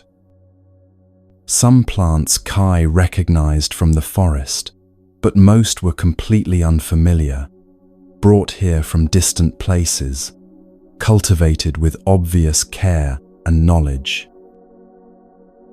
The air was thick with scent, pungent and sharp in some areas, sweet and floral in others, earthy and mysterious everywhere. Bees moved among the flowers in drowsy contentment. A small spring bubbled up from between rocks, providing water that trickled through careful channels to different sections of the garden. "This is my pharmacy," Master Yu said quietly, his voice carrying reverence. "The Earth's pharmacy. Every plant here is medicine."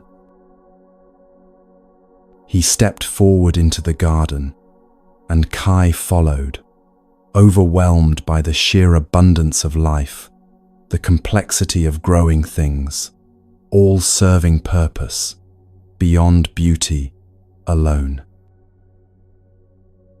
Master Yu knelt beside a plant with delicate white flowers and deeply cut leaves, his movements slow and respectful, as if approaching an old friend. "This is valerian," he said, touching the leaves gently. "She calms anxious minds, brings deep sleep to those whose thoughts won't quiet at night." He looked up at Kai. "Before you came here, did you sleep well?" Kai shook his head. For months before finding Master Yu, sleep had been elusive, interrupted, haunted by worry. "Valerian would have helped," Master Yu said. "Her roots, dried and brewed as tea, bring the nervous system into balance." He stood and moved to another plant, this one with distinctive purple cone-shaped flowers. "Here, echinacea. She strengthens your body's defenses, helps you fight illness before it takes root. If everyone in your village drank echinacea tea through the winter, fewer would fall sick." He led Kai deeper into the garden, stopping at plant after plant, introducing each with the kind of intimate knowledge that could only come from years of careful observation and relationship. "Ginger root," he said, brushing soil away from a knobby rhizome. "Fire for digestion, warmth for those who run cold, clarity when the mind feels foggy. See how it grows underground, storing its power in the dark. That concentrated energy becomes yours when you consume it." Kai knelt beside him, touching the ginger root, feeling its firm texture, bringing his fingers to his nose to smell the sharp, awakening scent that clung to them. "Chamomile for gentle calming," Master Yu continued, moving through the garden like a curator in a living library. "Mint for mental clarity and digestive ease, lavender for peace and sleep, elderberry for immune strength, nettle for vitality and blood building." Each plant had a story, where it preferred to grow, what conditions it needed, what gifts it offered in return for proper care. Master Yu knew them all intimately, spoke of them with affection and respect, touched them with gentleness. "Come," he said, gesturing for Kai to smell a particular herb. "Use all your senses. Smell, touch, even taste when I tell you it's safe. The plants communicate through these senses if we pay attention." Kai leaned close to a silvery-leaved plant and inhaled deeply. The scent was complex, slightly bitter, slightly sweet, immediately clearing his sinuses and sharpening his awareness. "What is this?" "Artemisia, also called mugwort," Master Yu replied. "Ancient medicine for women's health, for digestion, for clarity of dreams. Notice how just smelling it changes something in your body. That's the plant's volatile oils, medicine that enters through your breath." They spent the morning in the garden, and with each plant, Kai's understanding deepened. These weren't just random weeds or pretty flowers. Each one was a highly specific medicine, offering particular healing properties when prepared and used correctly. Master Yu handed Kai a leaf from a fuzzy-leafed plant and instructed him to chew it slowly. Kai did, and his mouth immediately went slightly numb, tingling. "This is what we call toothache plant," Master Yu explained. "The numbness you feel, that's its medicine. For pain, for infections of the mouth, the plant tells you directly what it does." "Plants don't hoard their medicine," Master Yu said as they sat together near the spring, watching water flow through the garden. "They offer it freely. That's their nature. A willow tree doesn't guard its bark's pain-relieving properties. An aloe doesn't hide the healing gel in its leaves. They give because giving is what plants do. They transform sunlight and soil into medicine and offer it to anyone with the knowledge to receive it." He stood and approached a tall plant with yellow flowers. "When we harvest," he said, "we do so with respect, with gratitude, taking only what we need." Master Yu placed his hand gently on the plant's stem and closed his eyes for a moment. "Thank you for your medicine," he said quietly. "I ask permission to take some of your leaves for healing." He waited in silence, then nodded, as if receiving an answer only he could hear. He showed Kai how to harvest, taking from the plant in a way that wouldn't harm it, leaving plenty for the plant to continue thriving, never stripping it bare or cutting carelessly. "Sustainable harvest is sacred harvest," he explained. "We're in relationship with these plants, not dominating them. They'll continue to give medicine for years if we treat them with respect. But abuse them, harvest greedily, and they'll die or stop producing. Simple." As they worked, Master Yu told Kai a story. "The Buddha's final meal," he began, his voice taking on the quality of ancient telling, "is said to have been a dish that made him gravely ill. Some say it was mushrooms, others say pork. The texts aren't clear. But what matters isn't what the food was. What matters is how the Buddha responded." Kai listened, hands stilling in their work. He was 80 years old, his body worn from decades of teaching and traveling. Master Yu continued. "The meal made him sick, and he knew he was dying.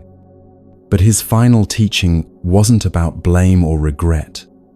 It was about impermanence, about acceptance. He told his followers, 'All things pass away. Strive on with diligence.'" Master Yu carefully placed harvested leaves in his basket. "Plants teach us this same lesson," he said. "They die every season and return. They don't cling to life in fear. They simply live fully when it's time to live, and release fully when it's time to let go. They fear nothing because they understand their nature is. They are cycles, not fixed things. We are the same, though we forget." This truth settled into Kai deeply. His illness, his fear of death, all of it came from forgetting impermanence, from wanting to hold on to life as if it could be frozen in place. The plants knew better.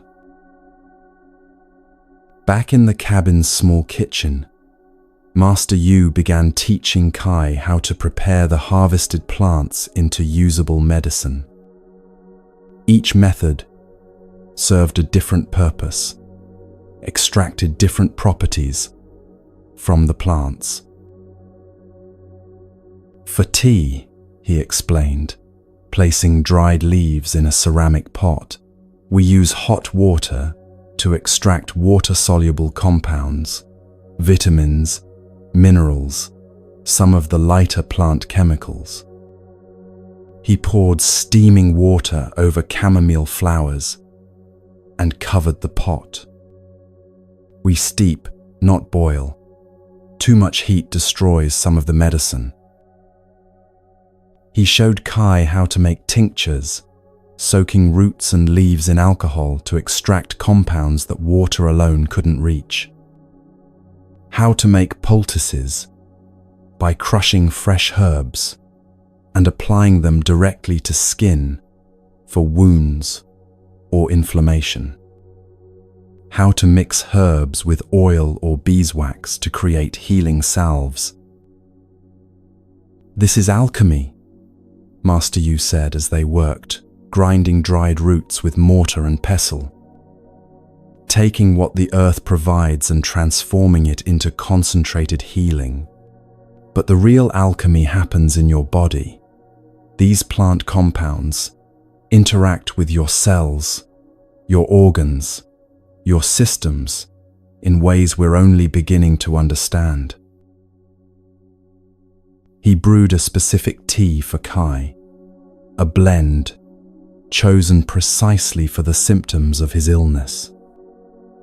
Astragalus for immune support, licorice root for adrenal strength, ginger for warmth and circulation, hawthorn for the heart. Drink this twice daily, Master Yu instructed, handing Kai the warm cup. Notice how your body responds over the coming days. This isn't instant cure. Plants work gently, gradually, supporting your body's own healing wisdom rather than forcing change. Kai drank the tea slowly, tasting the complex blend of bitter, sweet, warming, and cooling flavors. It didn't taste like medicine in the harsh, unpleasant way he expected. It tasted like concentrated earth, like the forest distilled into liquid form. Over the following days, Kai learned to brew his own remedies under Master Yu's watchful guidance. He learned to trust his senses. If a tea smelled off or moldy, don't use it. If a tincture separated strangely, something went wrong in the preparation. If his body reacted poorly to an herb, listen to that wisdom and discontinue use. You're learning to listen, Master Yu said one afternoon, as Kai carefully measured herbs for his daily tea. Not just to the plants, but to your own body. Your body is speaking constantly, telling you what it needs, what helps, what harms. Most people never learn this language, but you're learning it now. And it was true. Kai noticed that certain herbs made him feel energized and clear, while others brought deep relaxation and sleep. Some helped his digestion immediately, while others took days of consistent use to show their effects. His body was communicating more clearly than ever before, and he was finally listening. The changes were gradual, but unmistakable. The persistent cough that had plagued him for months began to ease. The fatigue that made every task feel monumental started lifting. His skin, which had been pale and dry, began to glow with renewed health. Master Yu observed these changes with quiet satisfaction but no surprise. The plants are working, he said, but really, your body is working. The plants are just supporting what your body already knows how to do, heal itself. Kai began spending time alone in the medicine garden, sitting quietly among the plants, just being present with them. At first, he felt slightly foolish. What was the point of sitting with plants? But as he settled into stillness, breathing among the growing things, something shifted. He began to feel their presence, not in some mystical, imaginary way, but as a simple fact of shared existence. They were alive, growing, breathing in their own way, transforming carbon dioxide to oxygen, drawing nutrients from soil, reaching toward light. And he was alive, growing in his own way, breathing their oxygen, eventually consuming some of them for medicine and nourishment, returning his own breath to feed their growth. The separation he'd always assumed between himself and the plant world began to dissolve. These plants were made from the same elements as his body: carbon, hydrogen, oxygen, nitrogen, minerals from the earth. The iron in his blood came from the same source as the iron in the soil that fed these plants. The calcium in his bones was once in rocks, then soil, then plants, now him, and eventually would return to soil again. He wasn't separate from nature, observing it from outside. He was nature, looking at itself, healing itself, remembering itself. One afternoon, sitting beside the valerian plant, Kai understood something fundamental. Healing wasn't about fighting illness or forcing his body back to health through external intervention alone. Healing was about remembering kinship with these plants, with the earth, with the water and air and sun, with the whole living world of which he was an inseparable part. The plants weren't tools to be used. They were allies, companions, fellow participants in the great experiment of life on Earth. When he consumed their medicine, he was receiving gifts freely given by distant relatives who happened to photosynthesize instead of eat, who happened to grow roots instead of walk, but who were family nonetheless. That evening, preparing his daily tea, Kai moved with the same reverence he'd seen in Master Yu from the beginning.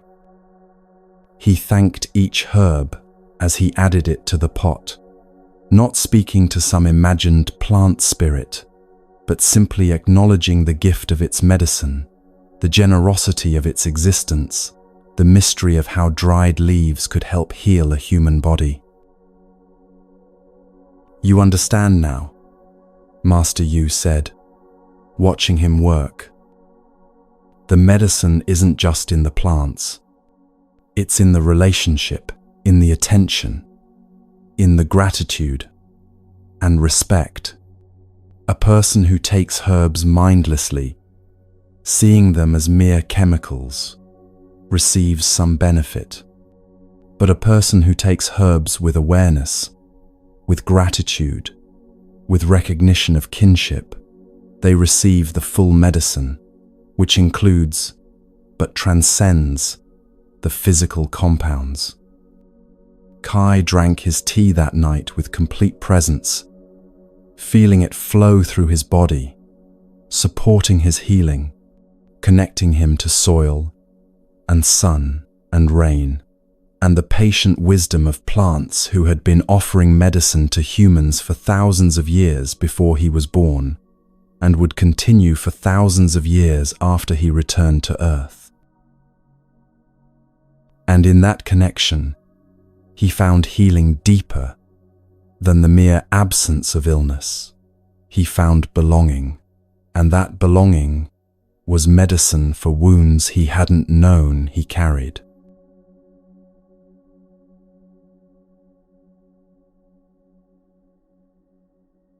One month had passed since Kai arrived at Master Yu's mountain home. His body had grown strong, his mind clear, his spirit settled.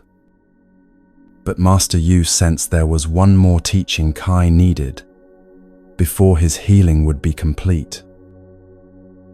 "One more journey," the old master said one morning after their meditation. They set out, walking deeper into the mountains than Kai had yet ventured, following a path that wound upward through dense forest and over rocky outcroppings. The air grew cooler as they climbed, and the trees began to thin. After an hour of steady walking, they arrived at the mouth of a cave, a dark opening in the mountainside that seemed to exhale cool, mineral-scented air. Master Yu lit a small oil lamp he'd brought in his pack and led the way inside. The cave swallowed them into darkness, broken only by the lamp's small circle of light. Their footsteps echoed strangely, each sound magnified and repeated, bouncing off unseen walls. Kai whispered, "It's big," and his voice returned to him from multiple directions, overlapping and strange. They walked deeper until the cave opened into a chamber large enough that the lamplight couldn't reach its walls or ceiling. The darkness here felt absolute, alive, pressing close. Master Yu set down the lamp and settled onto the stone floor, gesturing for Kai to sit beside him. "Sound behaves differently here," Master Yu said, and the cave caught his words and threw them back, creating layers of echo. Every whisper becomes thunder. Every silence becomes cathedral. They sat in the darkness, waiting. Kai's eyes strained to see but found nothing, just blackness, so complete it seemed to have texture and weight. His other senses sharpened in compensation. He heard water dripping somewhere distant, each drop a small percussion, echoing through stone chambers. He heard his own breathing, Master Yu's breathing, the rustle of cloth when either of them shifted position. The silence between these small sounds felt enormous, expectant, as if the cave itself was listening. From somewhere in his robes, Master Yu produced something. Kai heard the soft scrape of metal on stone. Then Master Yu struck it, and the world exploded into sound. A singing bowl. Kai had heard them before in temples, but never like this. The tone that erupted from the bowl in the cave's darkness didn't just fill the air, it filled everything. The stone, the darkness, Kai's body, his bones, his skull. The sound was pure, singular, piercing, a note so clear it seemed to cut through reality itself. But immediately, it began to multiply, overtones emerging, like flowers blooming, harmonics dancing above and below the fundamental tone. The cave took the sound and amplified it, reflected it, wove it into something complex and alive. Kai felt the vibration in his chest first, his ribcage resonating with the tone, his heart seeming to beat in rhythm with the sound's pulsing waves. Then in his skull, the bones of his head vibrating sympathetically, creating sensations he'd never experienced. Then everywhere, every cell in his body responding to the sound, trembling with it, becoming part of it. He closed his eyes, though it made no difference in the absolute darkness. And with his eyes closed, something extraordinary happened. The sound became visible. Colors bloomed in the darkness behind his eyelids, deep purples and blues, then golds and whites, swirling and pulsing in patterns that matched the overtones he was hearing. The sound had texture now, shape, dimension. He could see it moving through space, could see the waves radiating outward from the bowl, bouncing off cave walls, interfering with each other to create standing waves of pure vibration.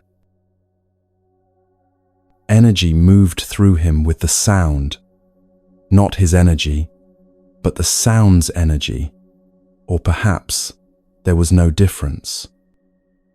Old tensions vibrated loose and dissolved. Stuck places in his body that he hadn't even known were stuck began to release, opened by the relentless, gentle pressure of vibration. The sound lasted perhaps 30 seconds, though time felt meaningless in the darkness. Gradually, the fundamental tone faded, but the overtones continued, growing softer and softer, higher and higher, until they passed beyond the range of hearing. But they didn't disappear. They transformed into silence. And the silence that followed wasn't empty. It was alive, ringing, saturated with the memory of sound. It was like the silence after lightning, when the air still vibrates with electricity, even though the flash is gone. Kai sat in this living silence, his body still humming with resonance, and understood something he couldn't have understood before. Sound and silence are one. Master Yu's voice came soft through the darkness. They're not opposites. They're two faces of the same truth. The Buddha taught with words for 45 years, but he found truth in wordlessness. Sound arises from silence, returns to silence, and silence is never broken by sound, because silence contains all sound, all vibration, all possibility. Kai felt tears on his cheeks again, though he couldn't have said why. Something in him was breaking open, or perhaps finally healing closed. Master Yu struck the bowl again, and again the cave filled with sound, but this time Kai was ready for it, could meet it with less resistance. He let the vibration move through him completely, allowed himself to become an instrument played by the sound rather than a solid thing, enduring it. When the tone faded this time, the silence felt even deeper, richer, more textured. Then, Master Yu brought out other instruments. Kai heard them more than saw them in the lamp's dim light. A bell, small and bright, its tone cutting through the darkness like a silver thread. A wooden flute, its sound breathy and hollow, curling through the cave like smoke. Something stringed, maybe a small harp or zither, its notes cascading like water over rocks. A drum, its deep heartbeat throb resonating in Kai's belly and chest. Each instrument created different sensations in Kai's body. The bell's high frequencies seemed to clear his head, bringing sharp alertness. The flute's middle tones opened his chest and throat, made breathing feel easier and deeper. The strings touched something in his heart, not sad, not happy, just tender, open, vulnerable. The drum grounded him, connected him to earth, to his lower body, to primal rhythms older than thought. Sound is medicine. Master Yu said between instruments. Different tones heal different ailments, reach different parts of the body and spirit. This has been known for thousands of years. Sound breaks up stuck energy, realigns what's misaligned, reminds the body of its natural, harmonious state. He played the singing bowl again, longer this time, and Kai felt things releasing in his body that he hadn't known were stuck.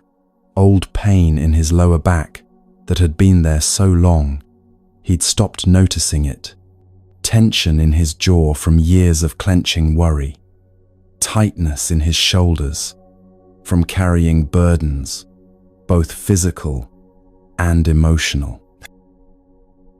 The sound washed through him like the stream had washed over him, like water finding every crack and crevice, like gentle, persistent pressure that couldn't be resisted, only received.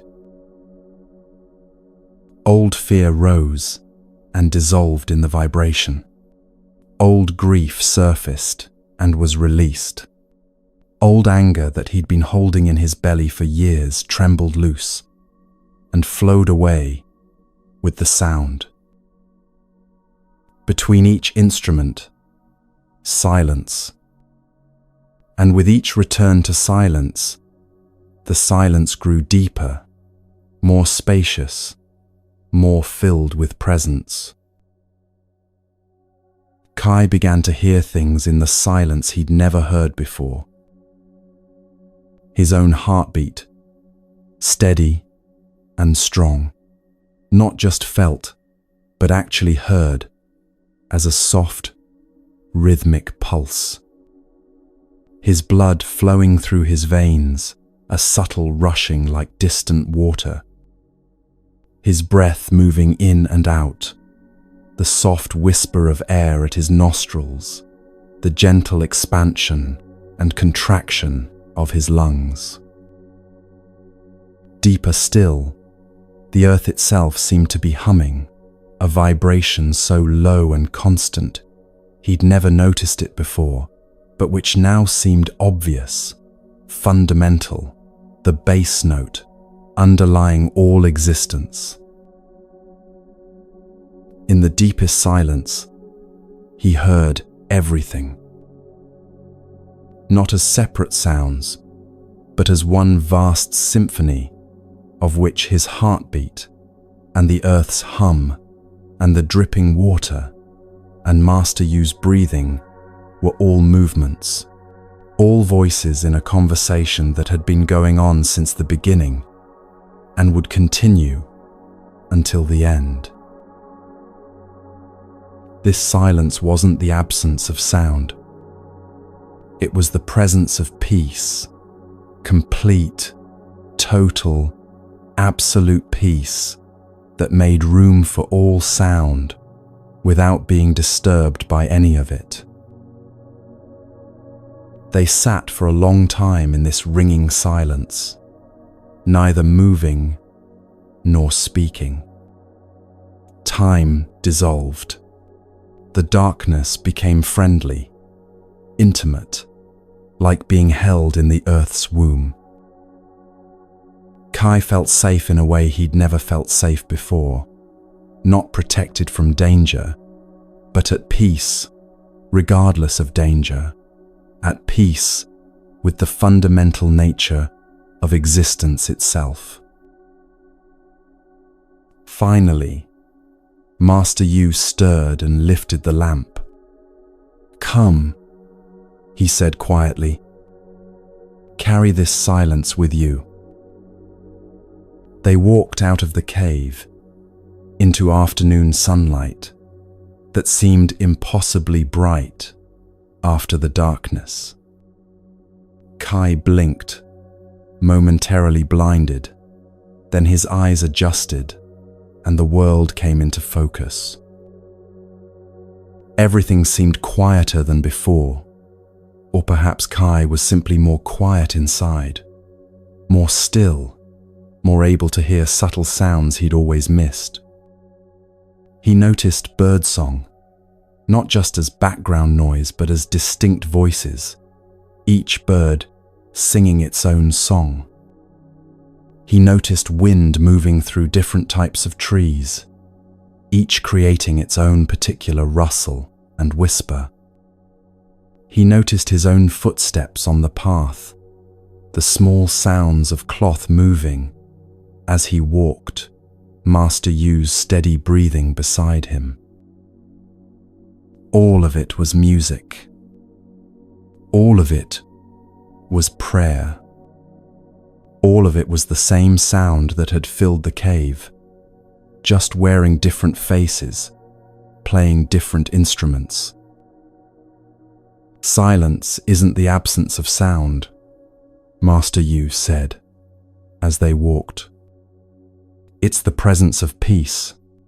You can carry this peace with you always, even in the noisiest places.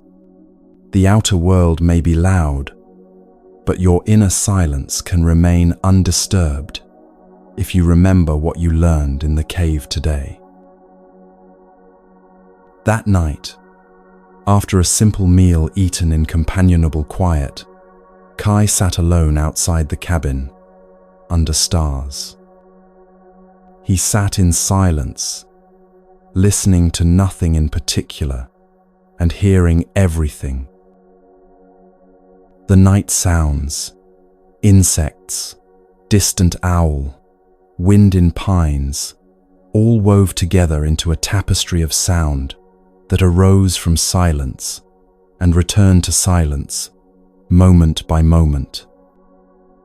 And beneath it all, that fundamental peace he'd touched in the cave's darkness, still accessible, still present, always available if he simply stopped and listened.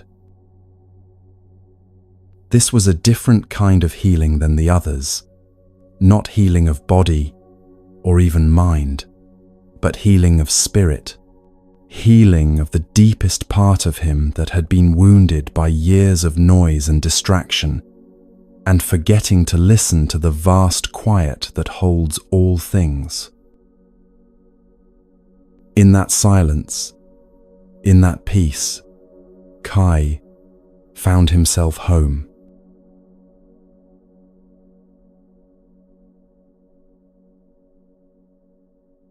Six weeks had passed since Kai arrived at Master Yu's mountain home, and his transformation was complete in ways he couldn't have imagined.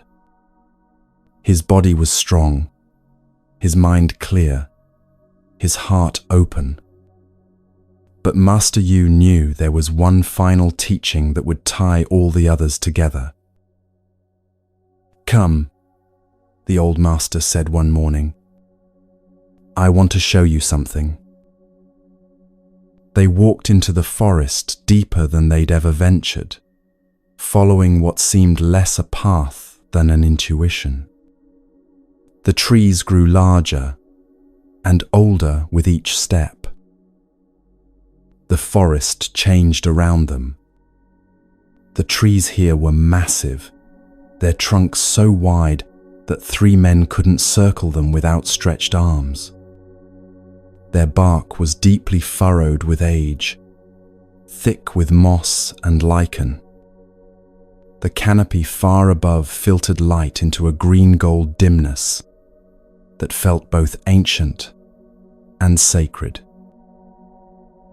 The air itself felt different, thick with presence, heavy with time, saturated with the accumulated life force of centuries. Sound behaved strangely, muffled and close, as if the forest was absorbing everything into itself. Kai's footsteps made almost no noise on the thick carpet of needles that had been accumulating for longer than his village had existed.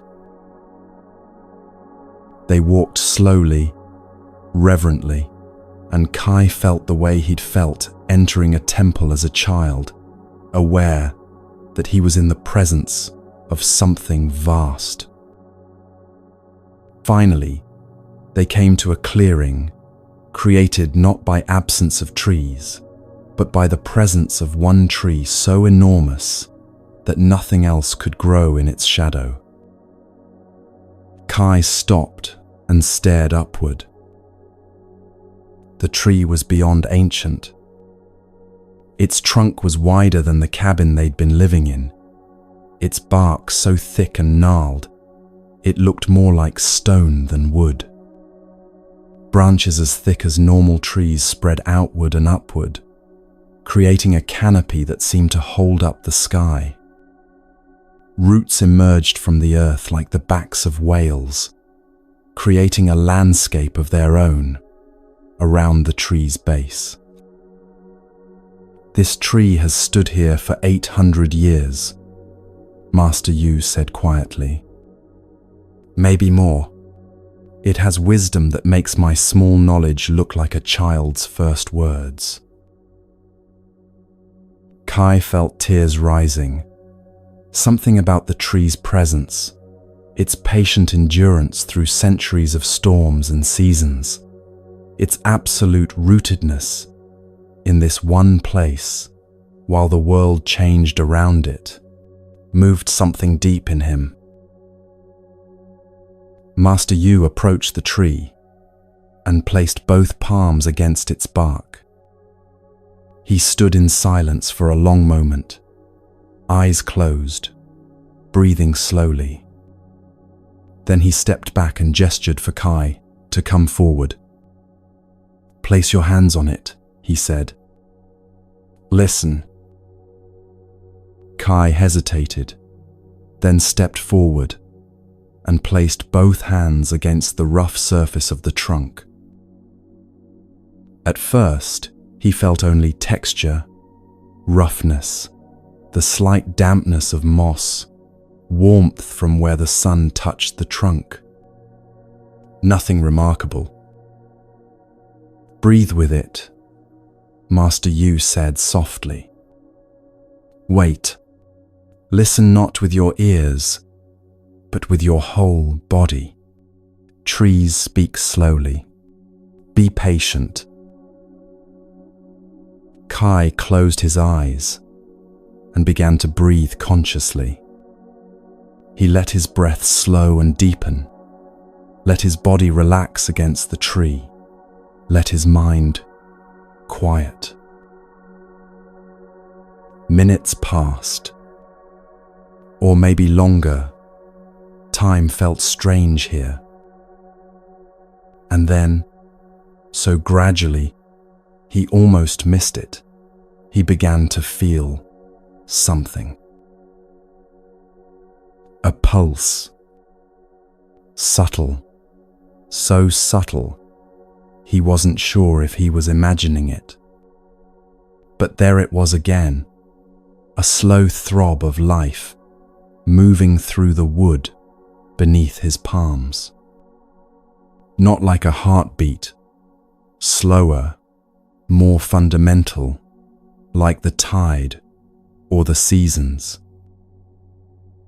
The tree was alive. He'd known that intellectually, but knowing it as a fact and feeling it directly, viscerally, as undeniable presence, that was completely different. The aliveness beneath his hands was immense, patient, powerful, in a way that had nothing to do with force and everything to do with endurance, with deep rootedness, with absolute commitment to this one place, living, growing, reaching toward light, while simultaneously reaching toward darkness, holding earth and sky together. He felt the tree's roots extending deep into the earth, deeper than the tree was tall, spreading wide, drawing water and minerals from soil. And he felt the branches reaching upward and outward, thousands of leaves breathing, photosynthesizing, transforming sunlight into sugar, air into wood, creating life from light. The tree was a bridge, between earth and sky, between darkness and light, between the deep mineral silence of soil and the bright flowing air above. It stood at the intersection of elements, rooted in earth, drinking water, breathing air, fed by fire that is sunlight, and transformed all of them into this massive, patient presence. And Kai realized he was also a bridge. He too stood between earth and sky, his feet on ground and his head in air.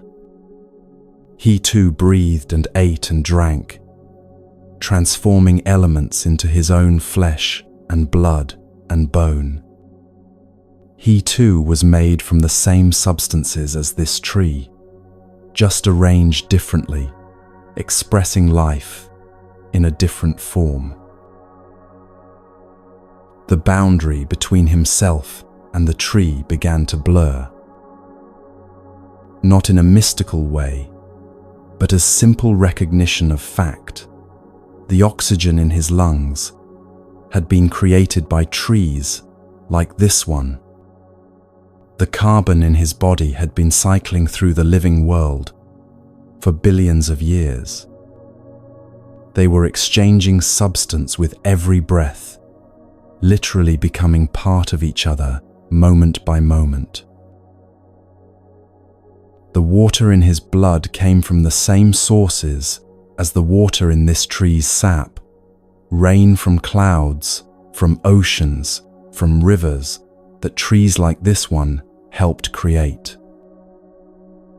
The minerals in his bones were the same minerals in this tree's wood, drawn from the same earth, part of the same great cycling of elements.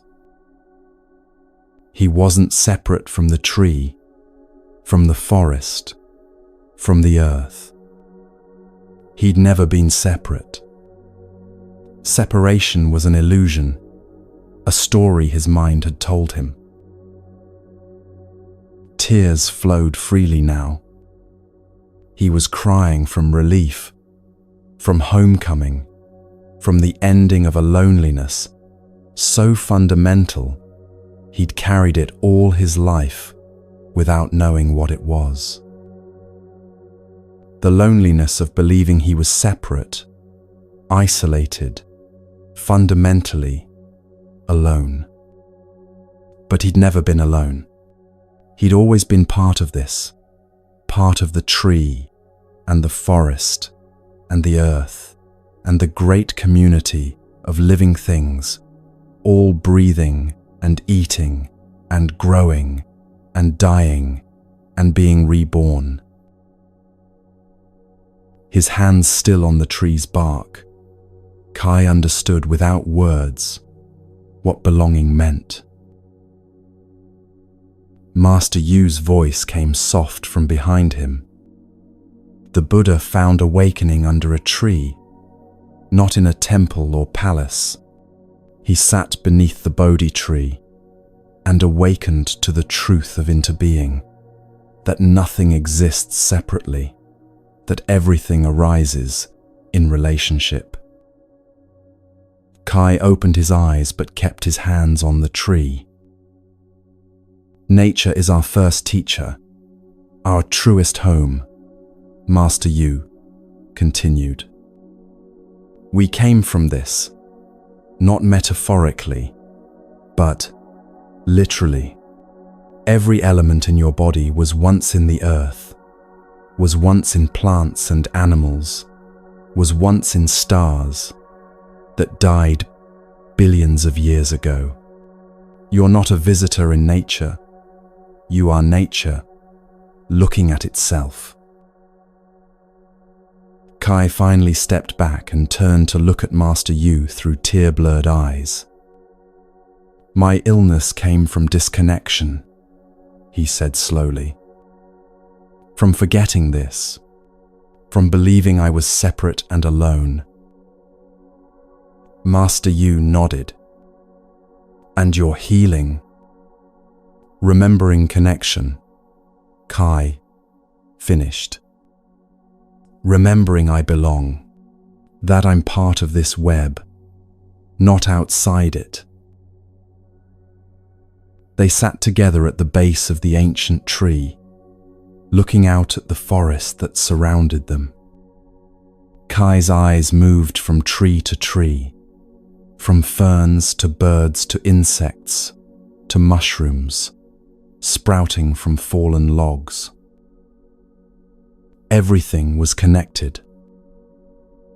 That tree fed from soil that was fed by fallen leaves that were fed by sun. The bird ate insects that ate plants, that ate light, that came from the sun, that came from clouds of gas, that came from previous stars, that exploded and scattered their substance across space. Everything led to everything. Every being depended on every other being. The web was so vast, so intricate, so incomprehensibly complex that the mind couldn't hold it, but the heart could feel it, the body could know it. We never left nature, Master Yu said quietly. That's the great forgetting.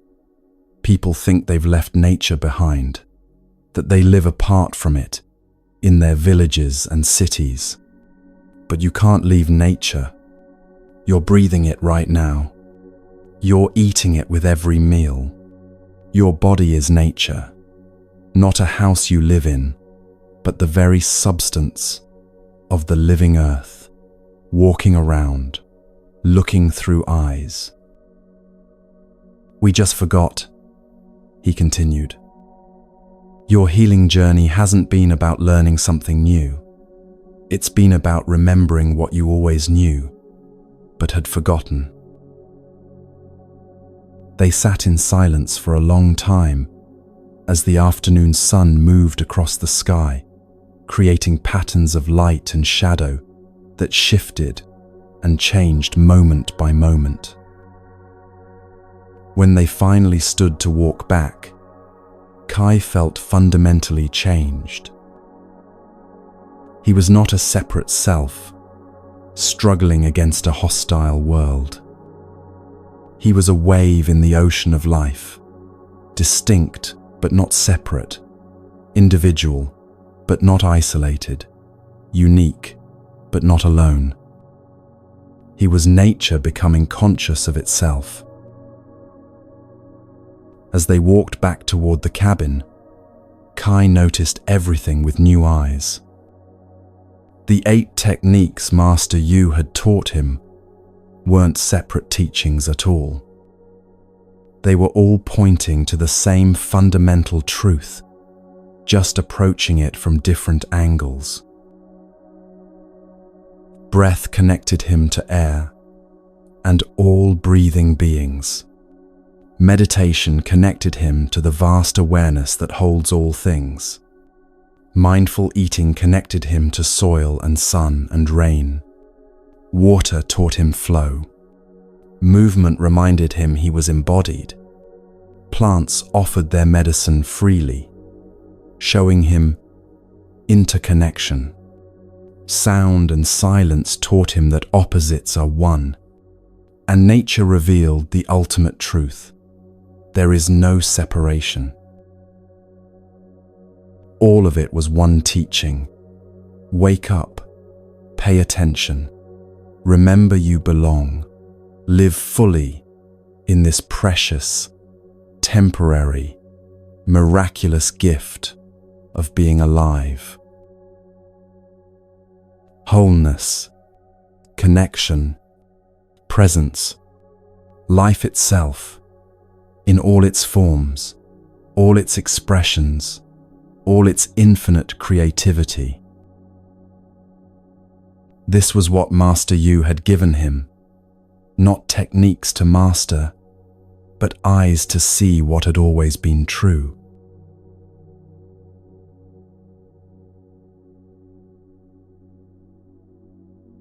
The fire crackled softly in the cabin's small hearth, casting warm light across the simple room where Kai and Master Yu sat facing each other for the last time.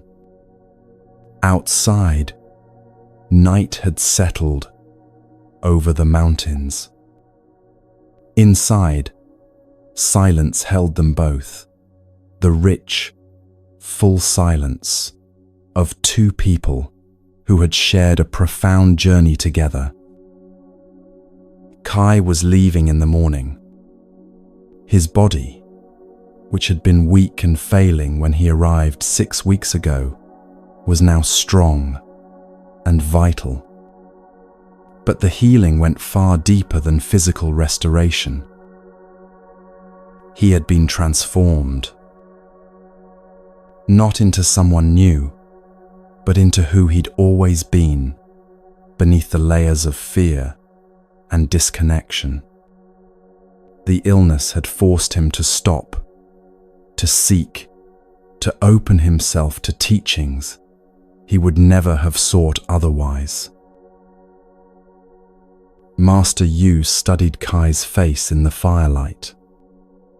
"You came seeking cure," he said quietly. "You found something else."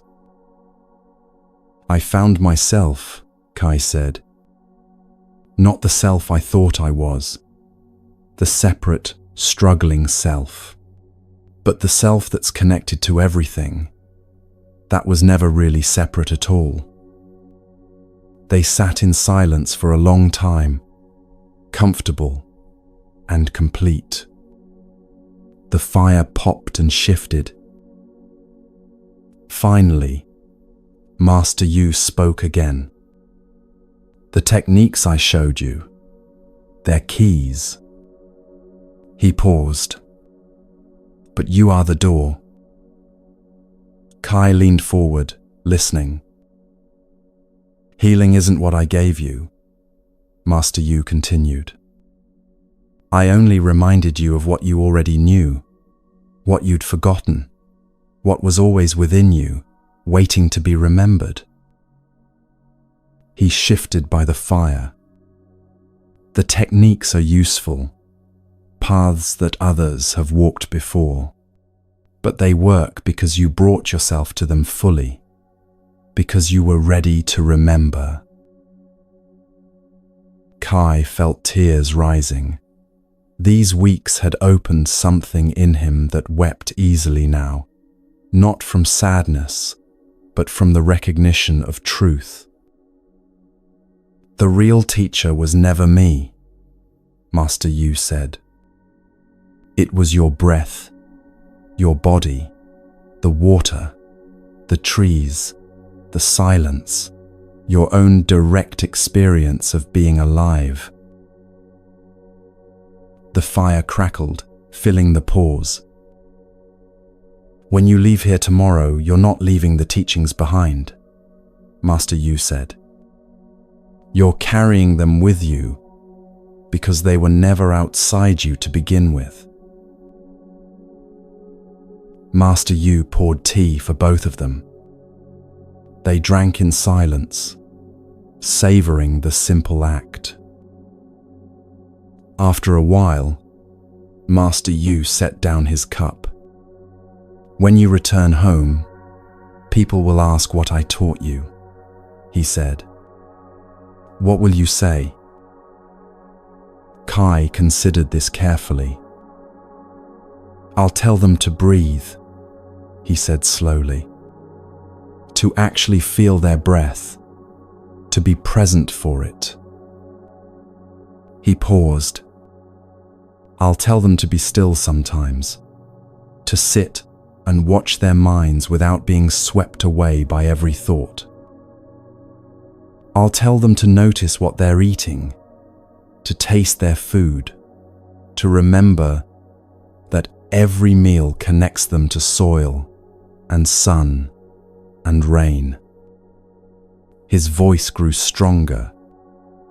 "I'll tell them to learn from water, to be flexible, to flow around obstacles. I'll tell them to move their bodies with awareness, to remember that movement is medicine and prayer. The teachings flowed through him naturally. I'll tell them about plants and their generous medicine, about sound and silence being one thing, about touching trees and remembering they were never separate from nature. He stopped and said simply, I'll tell them to remember they're alive, and that being alive is enough. Master Yu nodded slowly. Good, he said. But remember this too. He shifted forward, his face serious. The Buddha's last words were these: all things pass away. Work out your own salvation with diligence. He let this settle. Not my salvation, Kai. Your own. Each person's own. When you teach these techniques to others, and I hope you will, remember that you're inviting them to their own direct experience, their own discovery. Master Yu's eyes held his. Every person must walk their own path. What worked for you might work differently for them. Trust their process, just as I trusted yours. Kai absorbed this, understanding the responsibility of carrying these teachings back to his village. And remember this most important thing, Master Yu continued, his voice dropping to almost a whisper. Suffering ends not when we escape life or achieve some perfect state. Suffering ends when we stop fighting life, stop fighting ourselves, stop resisting what is. The 8 techniques aren't about escaping your humanity, he said. They're about embracing it fully, the pain and the joy, the health and the sickness, all of it. When you stop fighting, when you open to what is, when you remember you're part of something vast and connected, then suffering transforms. Not because difficult things go away, but because you meet them differently. Kai sat with this teaching, feeling its truth settle into his bones. They talked late into the night about life, about Kai's village, about Master Yu's own journey to this mountain decades ago. Just 2 human beings sharing space and time, present for each moment as it arose and passed away. When they finally rose to sleep, both knew tomorrow would bring parting. The night was complete as it was. Morning came soft and golden. Kai packed his small bag, the same one he'd arrived with, but somehow it felt lighter now. Despite carrying the herbs Master Yu had insisted he take for the journey home. Master Yu stood at the cabin door, the morning light catching his white hair and beard. They faced each other, and for a long moment, neither spoke. Then they embraced, a long, full embrace that said everything words couldn't. Gratitude, love, respect, blessing, goodbye, and not goodbye, all woven together. When they stepped apart, Kai picked up his bag and walked to the edge of the clearing. He turned back once to look at Master Yu still standing in the doorway, hand raised in blessing, not a wave goodbye, but a gesture of benediction, of trust. Kai raised his own hand in response, then turned and began walking down the mountain path. With each step, the cabin behind him grew smaller until the trees swallowed it completely and it disappeared. But Kai carried the proof in his healthy body, his clear mind, his open heart. He was alone now, but not lonely. The solitude felt different, not isolation, but peaceful independence. He was alone the way a tree is alone, or a mountain, distinct and individual, but never truly separate from the vast web that holds all things. As he walked, he practiced his breathing, noticed the morning bird song, felt his feet touching the earth with each step. Everything Master Yu had taught him was available right here, right now, in this simple act of walking down a mountain path.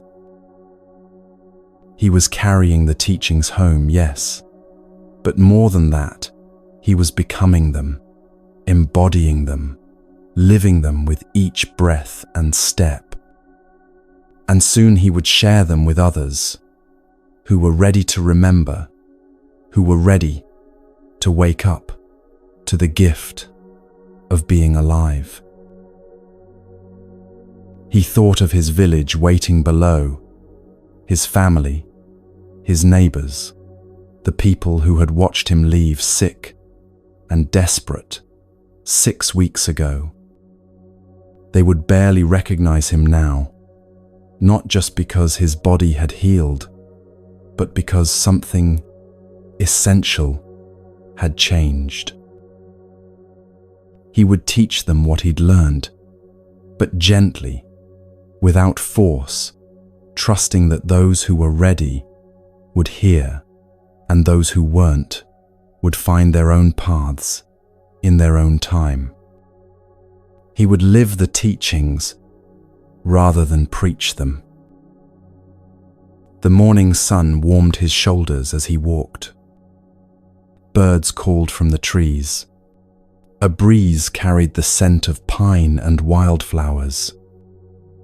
Everything was exactly as it should be, not perfect, but complete in this moment, whole in this breath.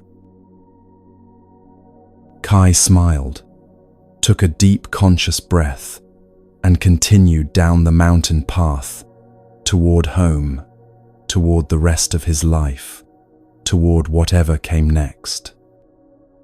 He was ready. Not because he had all the answers, but because he'd learnt to live the questions, to embrace uncertainty, to trust the process of being alive. The path wound downward through the forest, and Kai followed it with a light heart, carrying Master Yu's blessing and the 8 keys to healing, ready to share them with a world that needed them as much as he once had.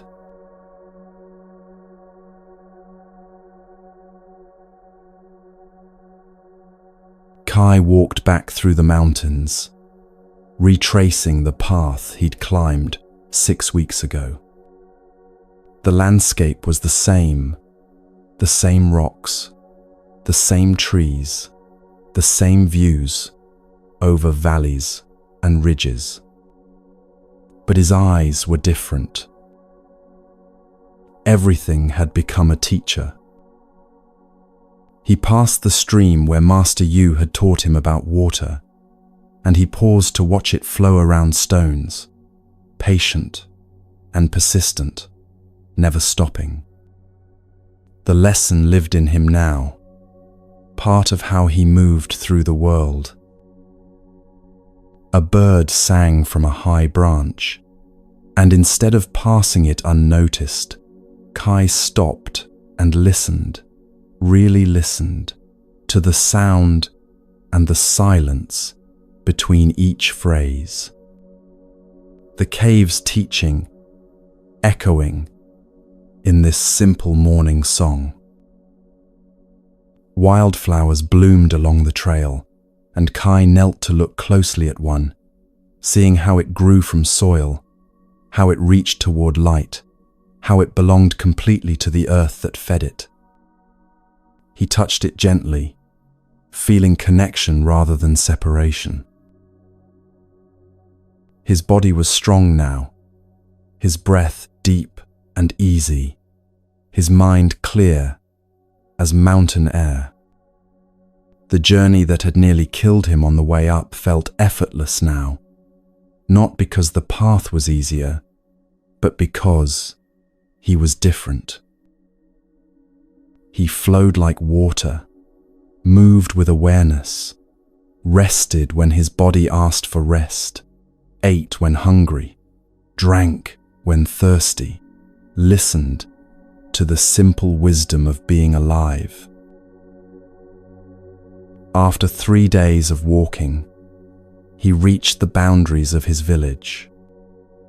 Familiar sights emerged: the bend in the river where children played, the old pine tree that marked the edge of cultivated fields, the smell of cook fires, and the sound of voices he'd known all his life.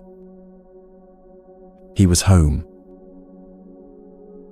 His mother saw him first. She'd been working in the garden and looked up at the sound of footsteps on the path. Her face went through shock, disbelief, recognition, then joy so pure it broke open into tears. "Kai," she cried, running to him, her hands reaching to touch his face, his shoulders, his arms, as if to confirm he was real. "You're healed." Kai embraced his mother, feeling her shake, with sobs of relief. "I'm whole," he said quietly into her hair. Word spread quickly through the village. By evening, neighbors had gathered at Kai's family home, filling the courtyard, sitting on the ground around a fire, eager to hear what had happened to the young man who'd left them dying and returned radiating health. Kai sat by the fire and told his story. Not preaching, not lecturing, just sharing simply what had happened. The journey to find Master Yu, the cabin in the mountains, the 8 practices that had transformed him. People listened with complete attention. When he spoke of breathing consciously, of meditation, of eating with awareness, they leaned forward, hungry for something they couldn't name but recognized. "Show us," someone said. "Teach us to breathe the way you learned." Kai smiled. "Close your eyes," he said gently. "Just feel your breath, in and out. That's all. Just notice." Around the fire, people closed their eyes and breathed together. Some cried, some smiled, some simply sat in the peace of paying attention for perhaps the first time in their lives. Kai realized in that moment that he wasn't just healed, he'd become a healer. Not through grand gestures or complicated knowledge, but through simple presence, through willingness to share what had been freely given to him. Days passed, and Kai began teaching in earnest. Each morning before dawn, he met a small group in the village square and led them through the movement practice Master Yu had taught him. Arms rising with breath, weight shifting from foot to foot, bodies remembering what minds had forgotten. He helped families start kitchen gardens with medicinal plants, valerian for sleep, ginger for digestion, mint for clarity. He taught them to harvest with gratitude, to prepare remedies with care, to listen to what their bodies needed. He encouraged mindful eating, showing people how to slow down, to taste their food, to feel the nourishment entering their bodies. Meals became ceremonies of gratitude rather than rushed necessities. It wasn't grand or dramatic. It was simple, daily, real, the kind of transformation that happens slowly, like water wearing stone, like seeds becoming trees. The wisdom began to spread like ripples from a stone dropped in still water, touching one person, then another, then their family, then their neighbors. Master Yu's teachings were taking root in this village, growing in new soil, adapting to new conditions, bearing fruit in new forms. Kai understood his purpose now. He wasn't the last student of Master Yu, he was the next teacher. His role was to be a light that lit other lights, a flame that shared itself without diminishing, a bridge between the ancient wisdom hidden in mountains and the people who needed it in their everyday lives. Kai's journey is every journey. His healing is every healing. The 8 techniques he learned, conscious breathing, meditation, mindful eating, learning from water's flow, moving with awareness, receiving plant medicine, listening to sound and silence, remembering connection with all of nature, they're yours now too. These aren't things to achieve or master. They're ways to remember what you never lost, your aliveness, your belonging, your wholeness. You don't need to climb a mountain or find a hermit. The healing Kai found is already within you, waiting to be remembered. Start anywhere. One breath, fully felt. One moment of stillness, watching your mind without judgment. One bite savored completely. One step taken with full awareness. One glass of water drunk with gratitude. One movement that honors your body. One plant that teaches you patience. One sound that opens silence. One moment touching earth and remembering you belong. Not tomorrow, when everything is perfect. Not when life gets easier, or you have more time, or conditions are ideal. Now, here, with exactly what you have, exactly as you are. Some days you'll forget. You'll eat mindlessly, breathe unconsciously, rush through your day disconnected from your body and the world around you. That's not failure. That's being human. You just begin again, and again, and again. Each return is the practice. Before you go, if this story touched something in you, share one word in the comments. Just one. The technique that called to you most. Let's see what our global community needs right now. And if this helped, if you found something here worth keeping, subscribe. I'll keep sharing paths to peace, stories of healing, reminders that you're not alone on this journey.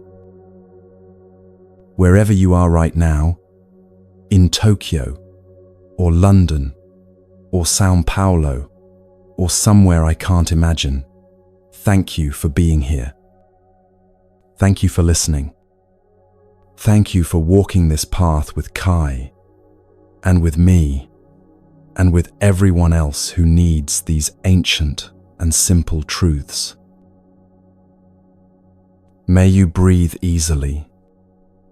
May you find stillness when you need it. May you move with grace and eat with gratitude. And remember, always, that you were never broken. You were always whole. These 8 keys will be here whenever you need them. This story, this sanctuary, always waiting. Until next time, peaceful friend, breathe easy